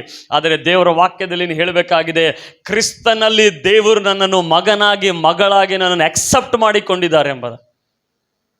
ಹಲ್ಲೆಲೂಯಾ. ಡಿಸ್ಕರೇಜ್ಮೆಂಟ್, ನಿರಾಶೆ ಸೈತಾನಿನ ದೊಡ್ಡ ಅಸ್ತ್ರ ಆಗಿದೆ ನಮ್ಮನ್ನು ಸೋಲಿನಲ್ಲಿ ಇಡುವುದಕ್ಕಾಗಿ. ಬೈಬಲಲ್ಲಿ ಅನೇಕ ದೊಡ್ಡ ದೊಡ್ಡ ವ್ಯಕ್ತಿಗಳು ಈ ಒಂದು ನಿರಾಶೆಯಿಂದ ಅವರು ಸೋತು ಹೋದರು. ಮೋಶೆ, ಎಲಿಯ, ದೊಡ್ಡ ಯುದ್ಧ ಆಡ್ತಾನೆ ಎಲಿಯ, ಬಟ್ ಒಂದು ನಿರಾಶೆಯಿಂದ ನನಗೆ ಜೀವನನೇ ಬೇಡ ಅಂದ್ಬಿಡ್ತಾನೆ. ಬೆಂಕಿ ತರಿಸಿದವನು ಎಲಿಯ, ಮಳೆ ನಿಲ್ಲಿಸಿದವನು, ಮಳೆ ತರಿಸಿದವನು, ಬಟ್ ಒಂದು ಸಣ್ಣ ಡಿಸ್ಕರೇಜ್ಮೆಂಟ್ ಅವನ ಲೈಫಲ್ಲಿ ಬಂತು, ಅವನೇನಂತಾನೆ, ನನಗೆ ಜೀವನನೇ ಬೇಡ ಅಂತ ಹೇಳಿ. ಆ ಡಿಸ್ಕರೇಜ್ಮೆಂಟ್ ಡೆವಿಲಿಂದ ಬರುವಂಥದ್ದಾಗಿದೆ, ಸೈತಾನಿಂದ ಬರುವಂಥದ್ದಾಗಿದೆ. ಅದನ್ನು ಹೇಗೆ ನಾವು ಅದನ್ನು ನಿಲ್ಲಿಸಲಿಕ್ಕೆ ಸಾಧ್ಯ ಅಂದರೆ, ವಾಕ್ಯವೆಂಬ ಪವಿತ್ರಾತ್ಮನು ಕೊಡುವ ವಾಕ್ಯವೆಂಬ ಕತ್ತಿಯನ್ನು ಹಿಡಿಯಿರಿ. Hallelujah, hallelujah. ದೇವರ ವಾಕ್ಯ ಏನಾಗಿದೆ? ಅದು ಕತ್ತಿಯಾಗಿದೆ, ತಲ್ವಾರಾಗಿದೆ. ಸೊ ನಾವು ಸೈತಾನನೊಟ್ಟಿಗೆ ನಮ್ಮ ಮನಸ್ಸಿನಲ್ಲಿ ಅನೇಕ ಡೌಟ್ಸ್ಗಳು, ಅನೇಕ ಸಂದೇಹಗಳು, ಅನೇಕ ರಾಂಗ್ ಬಿಲೀಫ್ಸ್ಗಳನ್ನು ತರುವಾಗ ದೇವರು ಪವಿತ್ರಾತ್ಮನು ಕೊಡುವ ಈ ದೇವರ ವಾಕ್ಯ ಎಂಬ ಕತ್ತಿಯನ್ನು ಹಿಡಿಯುವಾಗ ನಾವು ಜಯಶಾಲಿಗಳಾಗಿ ಜೀವಿಸಲಿಕ್ಕೆ ಸಾಧ್ಯ ಆಗ್ತದೆ. Hallelujah, hallelujah. ಈ ಸತ್ಯಗಳನ್ನು ತಿಳಿದುಕೊಳ್ಳ್ರಿ. ಈ ಸತ್ಯ ಬಿಡುಗಡೆ ಮಾಡುವಂಥದ್ದಾಗಿದೆ. ಹಲ್ಲೆಲೂಯಾ. ಅದಕ್ಕೆ ಸತ್ಯವೇದ ಅದನ್ನು ಬರೀ ಓದುವುದು ಮಾತ್ರ ಅಲ್ಲ, ಅದನ್ನು ಮೆಡಿಟೇಷನ್ ಮಾಡಬೇಕಾಗಿದೆ, ಧ್ಯಾನ ಮಾಡಬೇಕಾಗಿದೆ. ಯಾಕೆ ನಾನು ಪದೇ ಪದೇ ದೇವರ ವಾಕ್ಯದ ಮೇಲೆ ಅಷ್ಟು ಹೆಚ್ಚಾಗಿ ನಾನು ಹೇಳ್ತಾ ಇದ್ದೀನಿ ಅಂದರೆ, ಇದು ಫೌಂಡೇಶನ್ ಆಗಿ ಬೀಳಬೇಕು ನಮಗೆ. ಎವ್ರಿ ಡೇ ಬೀಳಬೇಕು ನಮಗೆ ಫೌಂಡೇಶನ್ ಆಗಿ. ನನಗೆ ಆಗ್ತಾ ಇಲ್ಲ, ನಾನು ಮಾಡೋಕ್ಕಾಗ್ತಾ ಇಲ್ಲ, ಇಲ್ಲ, ನೀನು ದೇವರ ವಾಕ್ಯ ಒಂದು ಆಹಾರವಾಗಿ, ದೇವರ ವಾಕ್ಯ ಒಂದು ಹ್ಯಾಮರ್ ಆಗಿ, ದೇವರ ವಾಕ್ಯ ಒಂದು ಬೆಳಕಾಗಿ, ದೇವರ ವಾಕ್ಯ ಒಂದು ಏನಂತಂದರೆ ಇಬ್ಬಾಯಿ ಕತ್ತಿಯಾಗಿ ನೀನು ತೆಗೆದುಕೊಳ್ಳುವಾಗ ನಿನ್ನ ಪರಿಸ್ಥಿತಿಗಳಲ್ಲಿ, ನಿನ್ನ ಪ್ರಾಬ್ಲಮ್ಸ್ಗಳಲ್ಲಿ ಬರುವ ಎಲ್ಲ ಶೋಧನೆಗಳಿಗೆ ನೀನು ಎದುರಿಸಿ ಜಯಶಾಲಿಗಳಾಗಿ ನಿಲ್ಲಕ್ಕೆ ಸಾಧ್ಯ ಆಗ್ತದೆ. ಹಲ್ಲೆಲೂಯಾ. ಯೇಸು ಸ್ವಾಮಿಗೆ ಶೈತಾನನು ಶೋಧನೆ ಮಾಡಿದ. ಏನು ಶೋಧನೆ ಮಾಡಿದ? ನೀನು ದೇವರ ಮಗನಾಗಿದ್ದರೆ ಈ ಕಲ್ಲನ್ನು ರೊಟ್ಟಿಯನ್ನಾಗಿ ಮಾಡು ಎಂಬುದಾಗಿ. ಆದರೆ ಯೇಸು ಸ್ವಾಮಿ ಏನು ಹೇಳಿದರು? ಮನುಷ್ಯನು ಬದುಕುವುದಿಲ್ಲ, ದೇವರಿಂದ ಬರುವ ಮಾತಿನಿಂದ ಬದುಕುವನು ಅಂತ ಬರೆಯಲ್ಪಟ್ಟಿದೆ ಎಂಬುದಾಗಿ ಅಂತ ಹೇಳಿದ. So Jesus quoted scripture. ಯೇಸು ವಾಕ್ಯವನ್ನು ಹೇಳಿದ. ಈಗ ವಾಕ್ಯವನ್ನು ಹೇಳಿದ ತಕ್ಷಣವೇ ಸೈತಾನ್ ಕೂಡ ವಾಕ್ಯ ಹೇಳಕ್ಕೆ ಸ್ಟಾರ್ಟ್ ಮಾಡ್ದ. ಓ ಹಂಗ, ಓಕೆ, ವಾಕ್ಯದಲ್ಲಿ ಬರೆಯಲ್ಪಟ್ಟಿದೆಯಲ್ಲ, ನೀನು ದೇವರ ಮಗನಾಗಿದ್ದರೆ ನೀನು ಮೇಲಿನಿಂದ ಧುಮುಕು, ದೇವದೂತರು ನಿನ್ನ ಕೈಗಳಲ್ಲಿ ಎತ್ತಿ ಹಿಡಿತಾರೆ ಅಂತ ಹೇಳಿ. ನಿನ್ನ ಕಾಲು ಕಲ್ಲಿಗೆ ತಗಲದಂತೆ ಅವ್ರು ಎತ್ತಿ ಹಿಡಿಯುತ್ತಾರಲ್ಲ, ಬರೆದಿದೆಯಲ್ಲ ದೇವರ ವಾಕ್ಯದಲ್ಲಿ. ಸೊ ಜೀಸಸ್ ಏನು ಹೇಳಿದ್ರು ಗೊತ್ತಾ? ನಿನ್ನ ದೇವರಾದ ಯೆಹೋವನನ್ನು ಸುಮ್ಮನೆ ಪರೀಕ್ಷಿಸಬಾರದು ಅಂತ ಕೂಡ ಬರೆಯಲ್ಪಟ್ಟಿದೆ. ಇದೇ ಇಬ್ಬಾಯಿ ಕತ್ತಿ, ಬ್ಯಾಲೆನ್ಸ್ ಆಗಿ ಇಡುವಂಥದ್ದಾಗಿದೆ. ಸೊ ಸೈತಾನ್ ತಂದು ಡೌಟ್ಸ್ ಹಾಕ್ತಾನೆ. ಪ್ರೇಯರ್ ಮಾಡ್ತಾ ಇದ್ದೇನೂ ಆಗ್ತಾ ಇಲ್ಲ, ಏನು ಮಾಡ್ತಾ ಏನೂ ಆಗ್ತಾ ಇಲ್ಲ. ನೀನು ವಾಕ್ಯ ಆವಾಗ ಹೇಳ್ಬೇಕು. ಅವಾಗ ನೋಡ್ರಿ, ವಾಕ್ಯದಲ್ಲಿ ಬರೆಯಲ್ಪಟ್ಟಿದೆಯಲ್ಲ, ಬರೀ ವಾಕ್ಯ ನಿನ್ನ ಜೀವಿತದಲ್ಲಿ ಕಾರ್ಯರೂಪಕ್ಕೆ ಬರ್ತಾ ಇಲ್ಲ. ಯಾಕೆ ಬರ್ತಾ ಇಲ್ಲ? ಆ ವಾಕ್ಯವನ್ನು ನಾವು ಹೇಳ್ತಾ ಇಲ್ಲ, ಆ ವಾಕ್ಯವನ್ನು ನಾವು ಘೋಷಣೆ ಮಾಡ್ತಾ ಇಲ್ಲ. ಓಕೆ, ಮತ್ತೆ ಸೈತಾನ್ ಏನು ಮಾಡ್ದ? ಮತ್ತೆ ಇನ್ನೊಂದು ವಾಕ್ಯ ತೆಗೆದ. ಸೈತಾನಿಗೆ ಬೈಬಲ್ ಗೊತ್ತು, ಅವನಷ್ಟೇ ಅದನ್ನು ಫಾಲೋ ಮಾಡಲ್ಲ. ನಮ್ಮಕ್ಕಿಂತ ಚೆನ್ನಾಗಿ ಸೈತಾನಿಗೆ ಬೈಬಲ್ ಗೊತ್ತು, ಅಷ್ಟೇ ಅವನು ಬಿಲೀವ್ ಮಾಡಲ್ಲ, ಅವನು ಫಾಲೋ ಮಾಡಲ್ಲ. ಯಾಕಂದ್ರೆ ಸತ್ಯ ಅವನಲ್ಲಿ ಇಲ್ಲ. ಸೈತಾನ್ ಮತ್ತೆ ಒಂದು ವಾಕ್ಯ ತಗೊಂಬಂದ. ಇಡೀ ಲೋಕವನ್ನು ತೋರಿಸಿದ ಯೇಸು ಸ್ವಾಮಿಗೆ, ಎಲ್ಲವನ್ನು ತೋರಿಸಿದ, ಲೋಕದ ಎಲ್ಲ ವೈಭವವನ್ನು ತೋರಿಸಿ ಸೈತಾನ್ ಏನು ಹೇಳಿದ? ಈ ಎಲ್ಲ ವೈಭವಗಳು ನಿನ್ನ ಪಾದಕ್ಕೆ ನಾನು ಹಾಕ್ತೀನಿ, ನಿನಗೆ ಕೊಟ್ಟು ಬಿಡ್ತೀನಿ, ನೀನು ನನಗೆ ಅಡ್ಡ ಬೀಳು ಅಂತ ಹೇಳಿ ವರ್ಷಿಪ್ ಮೀ ಅಂದ. ಸೈತಾನಿನ ಒಂದು ಚಟ ಏನಂದ್ರೆ ಅವನಿಗೆ ಆರಾಧನೆ ಮಾಡ್ಬೇಕಂತ. ನನಗೆ ಆರಾಧನೆ ಮಾಡ್ರಿ. ಅದಕ್ಕೆ ಮನುಷ್ಯರು ದೇವರಾಗ್ಲಿಕ್ಕೆ ಪ್ರಯತ್ನ ಮಾಡ್ತಿದ್ದಾರೆ. ದೇವ್ರ ಪ್ರಯತ್ನ ಅಲ್ಲ, ಅವರೇ ದೇವ್ರು ಅಂತಿದ್ದಾರೆ ಇವಾಗ. ಹಾಗೆ ಮನುಷ್ಯರು ಇವಾಗ ಅಡ್ಡ ಬೀಳ್ತಾರೆ, ಅವ್ರಿಗೆ ಹಾರ ಹಾಕ್ತಾರೆ, ಏನೇನೋ ಮಾಡ್ಕೋತಾರೆ. ಅವರು ಇಲ್ಲಿ ಹಾಕ್ತಾರೆ, ಅಲ್ಲ ಹಾಕ್ತಾರೆ, ಇದು ಹಾಕ್ತಾರೆ. ಐ ಆಮ್ ಗಾಡ್ ಅಂತ ಹೇಳಿ ಕೂತು ಬಿಡ್ತಾರೆ ಅವರು. ನನಗೆ ಆರಾಧನೆ ಮಾಡ್ಬೇಕು. ಕೆಲವರು ನೋಡ್ತಿರ್ತೀನಿ, ಇದು ಡಿಲೀಟ್ ಮಾಡ. ಕೆಲವರು ನೋಡ್ತಿರ್ತೀನಿ. ಒಬ್ಬ ಹುಡುಗ ಸ್ವಾಮೀಜಿ ಕೇಳ್ದ, ಒಂದು ಕ್ವಶನ್ ಕೇಳ್ದ, ಏನೋ ಒಂದು ಕ್ವಶನ್ ಕೇಳ್ದ ಅವನು, ಸೂರ್ಯ ಎಲ್ಲಿಂದ ಫಸ್ಟ್ ಎಲ್ಲಿ ಹುಟ್ಟುತ್ತಾನೆ ಅಂತ ಹೇಳಿ. ಸ್ವಾಮೀಜಿ ದೊಡ್ಡ ಹೆಸರುವಾಸಿ ಸ್ವಾಮೀಜಿ, ಅವನು ಫೇಮಸ್, ಅವನು ನಾರ್ತ್ ಇಂಡಿಯಾ ಕಡೆ. ಚಿಕ್ಕ ಹುಡುಗ ಕೇಳ್ತಾ ಇದ್ದಾನೆ, ಸೂರ್ಯ ಕಹಾಸೆ ಪೈಲಾ ಪೈದಾ ಹೋತ, ಅಂದ್ರೆ ಎಲ್ಲಿಂದ ಅವನು ಹುಟ್ಟಿ ಬರ್ತಾನೆ. ನಮಗೇನು ಅವನು ಇಲ್ಲಿ ಹುಟ್ಟಿ, ಅದು ಕ್ವಶನ್ ಕೇಳ್ತಾನೆ. ಫಸ್ಟ್ ಸನ್ರೈಸ್ ಎಲ್ಲ ಆಗ್ತದೆ ವರ್ಲ್ಡ್ ಒಳಗೆ, ಫಸ್ಟ್ ಸನ್ರೈಸ್ ಎಲ್ಲ ಆಗ್ತದೆ ಅಂತ ಕ್ವಶನ್ ಕೇಳ್ತಾನೆ. ಅವನೇನು ಹೇಳ್ತಾ ಇದ್ದಾನೆ ಗೊತ್ತಾ, ಅವನು ತಡವರಿಸ್ತಿದ್ದಾನೆ ಅವನು ಸ್ವಾಮೀಜಿ. ನೈ ಬೇಟಾ ಓ ಶಾಯದ್ ಹಮ್ ಕಿದರ್ ಗಯೆ थे वो, ಅವ್ರಿಗೆ ನಾಗಾಲ್ಯಾಂಡ್ ಸೇ ಅದು ಆಗ್ತದ ಅಂತ. ಆ ಹುಡುಗ ತಕ್ಷಣ ಏನಂದ ಗೊತ್ತಾ, ನೈ ಸ್ವಾಮೀಜಿ ಗೂಗಲ್ ಮೇ ದೇಖಾ ಮೈ ಓ ಜಪಾನ್ ಮೇ ಹೋತಾ ಅಂತ ಹೇಳಿ. ಜಪಾನ್ನಲ್ಲಿಂದ ಅದು ಆಗ್ತದೆ ಅಂತ. ಸೊ ಇವನು ನೈ ಓ ಜಪಾನ್ ಸೆ ನೈ ಹಮಾರ ಭಾರತ ದೇಶ ಮೇ ಹೋತಾ ಹೋ. ಸೊ ಮನುಷ್ಯನ್ ಏನ್ ಮಾಡ್ತಾ ಇದ್ದಾನಂದ್ರೆ, ಅವನೇ ದೇವರಾಗಿ ನನಗೆಲ್ಲ ಗೊತ್ತು. ಮನುಷ್ಯ ಏನು ತೋರಿಸ್ತಾ ಇದ್ದಾನೆ, ಎಲ್ಲ ಗೊತ್ತು ನನಗೆ, ಐ ನೋ ಎವ್ರಿಥಿಂಗ್, ನಾನು ಏನು ತಿಳಿದುಕೊಳ್ಬೇಕಾಗಿಲ್ಲ. ಅದಕ್ಕೆ ನೋಡ್ರಿ, ಸದ್ಗುರು ಅಂತ ಸದ್ಗುರು ಇದ್ದಾನೆ, ಅನೇಕ ಸ್ವಾಮಿ ಅವ್ರ ಹತ್ರ ಎಲ್ಲ ಎಜುಕೇಟೆಡ್ ಬಂದು ಕ್ವಶನ್ಸ್ ಕೇಳ್ತಾರೆ, ವಾಟ್ ಈಸ್ ಲೈಫ್? ಲೈಫ್ ಅಂದ್ರೆ ಏನ್ರಿ ಸ್ವಾಮೀಜಿ? ಲೈಫ್ ಕುಚ್ ಬಿ ನೈ ಲೈಫ್, ನಥಿಂಗ್ ಇಸ್ ಲೈಫ್. ಅವ್ರು ಏನು ಕೇಳ್ತಾರೆ ಎಲ್ಲ ಉಲ್ಟಾ ಹೇಳ್ತಾರೆ ಅದಕ್ಕೆ. ಅವರು ವಾಟ್ ಎ ಆನ್ಸರ್, ಅದು ವಿಸ್ಡಮ್ ಅಂತಾರೆ ಅದು. ಇಲ್ಲಿ ಅದಕ್ಕೆ ಬೈಬಲ್ ಹೇಳ್ತದೆ, many people are deceived by the doctrine of demons. ದೆವ್ವಗಳ ಜ್ಞಾನದಿಂದ ಮೋಸ ಹೋಗಿದ್ದಾರೆ. ಹಲ್ಲೆಲೂಯಾ. ನಾನು ನೋಡ್ದ ಒಂದ್ಸಲ ನಗು ಬರ್ತದೆ ಅವರಿಗೆಲ್ಲ, ಅವರಿಗೆ. ಸೊ ಗಾಡ್ಸ್ ವರ್ಡ್ ಅದು ಏನಾಗಿದೆ ನಮಗೆ, ಇಬ್ಬಾಯಿ ಕತ್ತಿ ಆಗಿದೆ. ಜನಗಳು ಹೇಳುವಂಥದ್ದು ನಿಮ್ಮ ಮೈಂಡಲ್ಲಿ ಡೆವಿಲ್ 100% ಡೌಟ್ ತೊಗೊಂಡು ಬರ್ತಾನೆ, 100% ನಿಮಗೆ ಡಿಸ್ಕರೇಜ್ ತೊಗೊಂಡ್ಬರ್ತಾನೆ, ನಿಮ್ಮಲ್ಲಿ ಅಪನಂಬಿಕೆ ತೊಗೊಂಡು ಬರ್ತಾನೆ. ನಾನು ಮುಂಚೆ ಭಾಳ ಡಿಸ್ಕರೇಜಲ್ಲಿ ಜೀವಿಸ್ತಾ ಇದ್ದೆ, ನಿರಾಶೆಯಲ್ಲಿ ಜೀವಿಸ್ತಾ ಇದ್ದೆ. ಯಾಕೆ ಫೈಟಿಂಗ್ ಎಲ್ಲಿ ನಡೀತಾ ಇದೆ ಅಂತ ಗೊತ್ತಿಲ್ಲ, ನನ್ನ ಮೈಂಡೇ ಬ್ಯಾಟಲ್ ಅಂತ ಗೊತ್ತಿರಲಿಲ್ಲ. ಒಪ್ಕೊಂಡ್ಬಿಡ್ತಿದೆ, ಅದಕ್ಕೆ ಶರಣಾಗ್ಬಿಡ್ತಿದೆ. ಕ್ರಿಶ್ಚಿಯನ್ ಲೈಫ್ ಅಂದರೆ ಬೋರಿಂಗ್, ಕ್ರಿಶ್ಚಿಯನ್ ಲೈಫ್ ಅಂದರೆ ಭಾಳ ಡಿಫಿಕಲ್ಟ್, ಇಟ್ಸ್ ಎ ಇಂಪಾಸಿಬಲ್, ಅದು ಮಾಡೋಕ್ಕಾಗಲ್ಲ, ಹಂಗೆ ಹಿಂಗೆ ಅಂತೇಳಿ. ಬಟ್ ಯಾವಾಗ ದೇವರ ವಾಕ್ಯ ಹಾಲು, ದೇವರ ವಾಕ್ಯ ಊಟವಾಯಿತು, ಯಾವಾಗ ದೇವರ ವಾಕ್ಯ ಬಿರಿಯಾನಿ ಆಯಿತು, ಆವಾಗ ಡೆವಿಲ್ ತೊಗೊಂಬರ್ತಾನೆ ನಿರಾಶೆ. ಬಾ ಬಾ ಮಗನೇ ಬಾ, ಇವಾಗ ನಿರಾಶೆ ಎಲ್ಲಿಂದ ಬರ್ತಾ ಇದೆ ನನಗೆ ಗೊತ್ತಿವಾಗ. ಹಲ್ಲೆಲೂಯಾ. ಡೌಟ್ ತೊಗೊಂಬರ್ತಾನೆ ಇವಾಗ, ನಿಜವಾಗ್ಲೂ ನಿನ್ನ ಸೇವೆ ಕರೆದಾರ? ಡೌಟ್ ಬರ್ತೀನಿ ನನಗೆ, ನಿಜವಾಗ್ಲೂ ನಿನ್ನ ಸೇವೆ ಕರೆದಾರ? ನಿಜವಾಗ್ಲೂ ನಿನಗೆ ದೇವರ ಅಭಿಷೇಕ ಮಾಡ್ಯಾರ? ಡೌಟ್, ಅನೇಕ ಡೌಟಲ್ಲಿ ನಾವು ಜೀವಿಸ್ತಾ ಇರ್ತೀವಿ, ಅನೇಕ ಅನ್ಬಿಲೀಫಲ್ಲಿ ಜೀವಿಸ್ತಾ ಇರ್ತೀವಿ. ಆದರೆ ಪವಿತ್ರಾತ್ಮನು ಕೊಡುವ ವಾಕ್ಯ ಎಂಬ ಕತ್ತಿಯನ್ನು ತೆಗೆದುಕೊಂಡು ನಿಲ್ಲಬೇಕು. ಡೌಟ್ ಬಂತು, ಕಚಾಕ್ ಅಲ್ಲೇ. ಡಿಸ್ಕರೇಜ್ ಬಂತು, ಅಲ್ಲೇ ಈಗ ತಗೋ ವಾಕ್ಯ. ಹಲ್ಲೆಲೂಯಾ. ಅಷ್ಟು ವಾಕ್ಯಗಳು ನಮ್ಮಲ್ಲಿ ಏನಾಗಬೇಕಂತೆ, ಸಮೃದ್ಧಿ ಆಗಿರ್ಬೇಕಂತೆ. ಹಲ್ಲೆಲೂಯಾ.